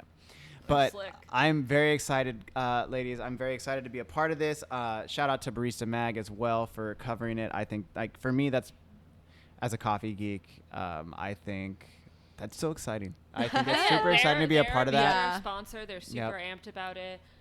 They've been wonderful. Coffee Fest is a Yes. sponsor. They've been wonderful. Akaya, again. Super awesome. Like, everyone's been great. And It's all the been- local yeah, all the sponsors. locals. Just Dark like Horse, All the homies. Compa, Compa. yeah, Compa Coffee Roasters. Yes, the homies. Flora and Seed. I just sold yeah. coffee to Dylan. 'Cause Yes. they needed some Ethiopia. You got that Fucking good. A. Fucking A. I'm like, we're here for you. Yes. Dude. Okay. Well, ladies, thank you. I mean, like, it's never a dull moment, and I know this is never going to be this is definitely not going to be the Yo, last I time. hope I'm back. Yeah. I really hope I'm like, Can't get am rid of her. am I like the most guest you've had, like, That's on. the goal. I mean, it's like, definitely I'm okay being that. I will. I have gladly. a lot of catching up to do. Well, you guys are going to be Yeah. on the podcast again on Tuesday when we do the live. Hell Oh, fuck yeah. Yeah, so after Tuesday, you will probably be the most Number one. the number one Number return one. fan on a return podcast goes. Dude. Podcast guest. Yeah. Jesus. Yo, Okay. actually, while we're shouting shit out, so a returning podcast guest that I've been on. Have you heard of Roast West Coast? Yes. So I've been like their quote unquote coffee expert for the last couple seasons, and I'm gonna be on again with Ryan, and it's been such a fun experience. Dude, so you should we check need to out get that podcast Let's as do well, just for any listeners, because it's very much coffee focused, specifically in San Diego coffee roast coffee scene. So check them out. Ryan's doing cool stuff. So All right. I'm fucking down. Roast West Coast. yeah, I'll be on for season 3 as a coffee they do expert. seasons. So yeah. Oh, shit. yeah.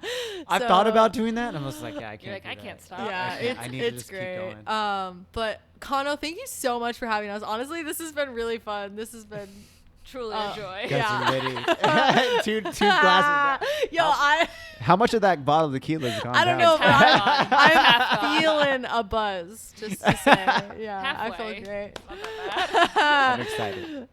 Thank Dude, you so much. Fuck yeah, Siri. Hell yeah. I'm so excited. Wow, Sophie. Dude, shout out to San Diego coffee community. Today, like, roaming around and meeting. I feel like I met so many new people. Yeah. Like, I and mean, it's- every person I meet is Yeah. just about a new person, and Oh, yeah, I'm because still. you're new. You're still new. I know. I like talking to Aaron from Public Square. He's like, "How about I introduce you? Because like no Yeah. one knows who you are." And I'm like, Yeah. "That's true." that's Yeah. not respectable. That's definitely. Have you been here a year yet? No, dude, Yeah. no. February, literally just past 6 months. Just passed. Yeah. I just hit my 6 years, which is the longest I've I ever think on done the anything. actually, our event will be 6 months for me. Fuck yes. On my that little- day? On my little anniversary. Whoa. Yeah. I honestly don't know. I've been here for probably going on 14 years now. Yeah, this is home for you, Been a huh? long- yeah, this is home. I don't really want to leave, but I know eventually I'm gonna leave. so Yeah. it's okay. It's good to All grow. right. But see y'all out there September 14th at Public Square. What's the smell? I'm very excited about this, ladies. Thank you again so much for coming on the podcast, and I will see you guys Tuesday. See you Hell Tuesday. yeah. All right. See ya. Peace. Yes, thank you so much, ladies. I love that podcast, and I have to say, I am super excited to be a part of the very first event back for the San Diego Coffee Network. What's the Smell? Tomorrow night, Tuesday, September 14th at Public Square Coffee in La Mesa, California. Come say what up. Be there, show out, come and see the San Diego coffee community. Hop on the podcast because you know we're going to be streaming live. Not live, but you feel me. We're going to have a rotating chair. Guys, and just a huge thank you to Sirisimran, Khalsa, and Sophie Short for making this possible for everybody. And guys, I just want to give one more huge thank you to all of you who continue to support Caffeine and Green week in and week out and keep buying coffee from your boy and all the merch and just all the love, yo. For real, I appreciate all of you guys so much. So please take care of each other, wear your mask, do whatever, but I'll see you tomorrow night. All right, guys. Peace.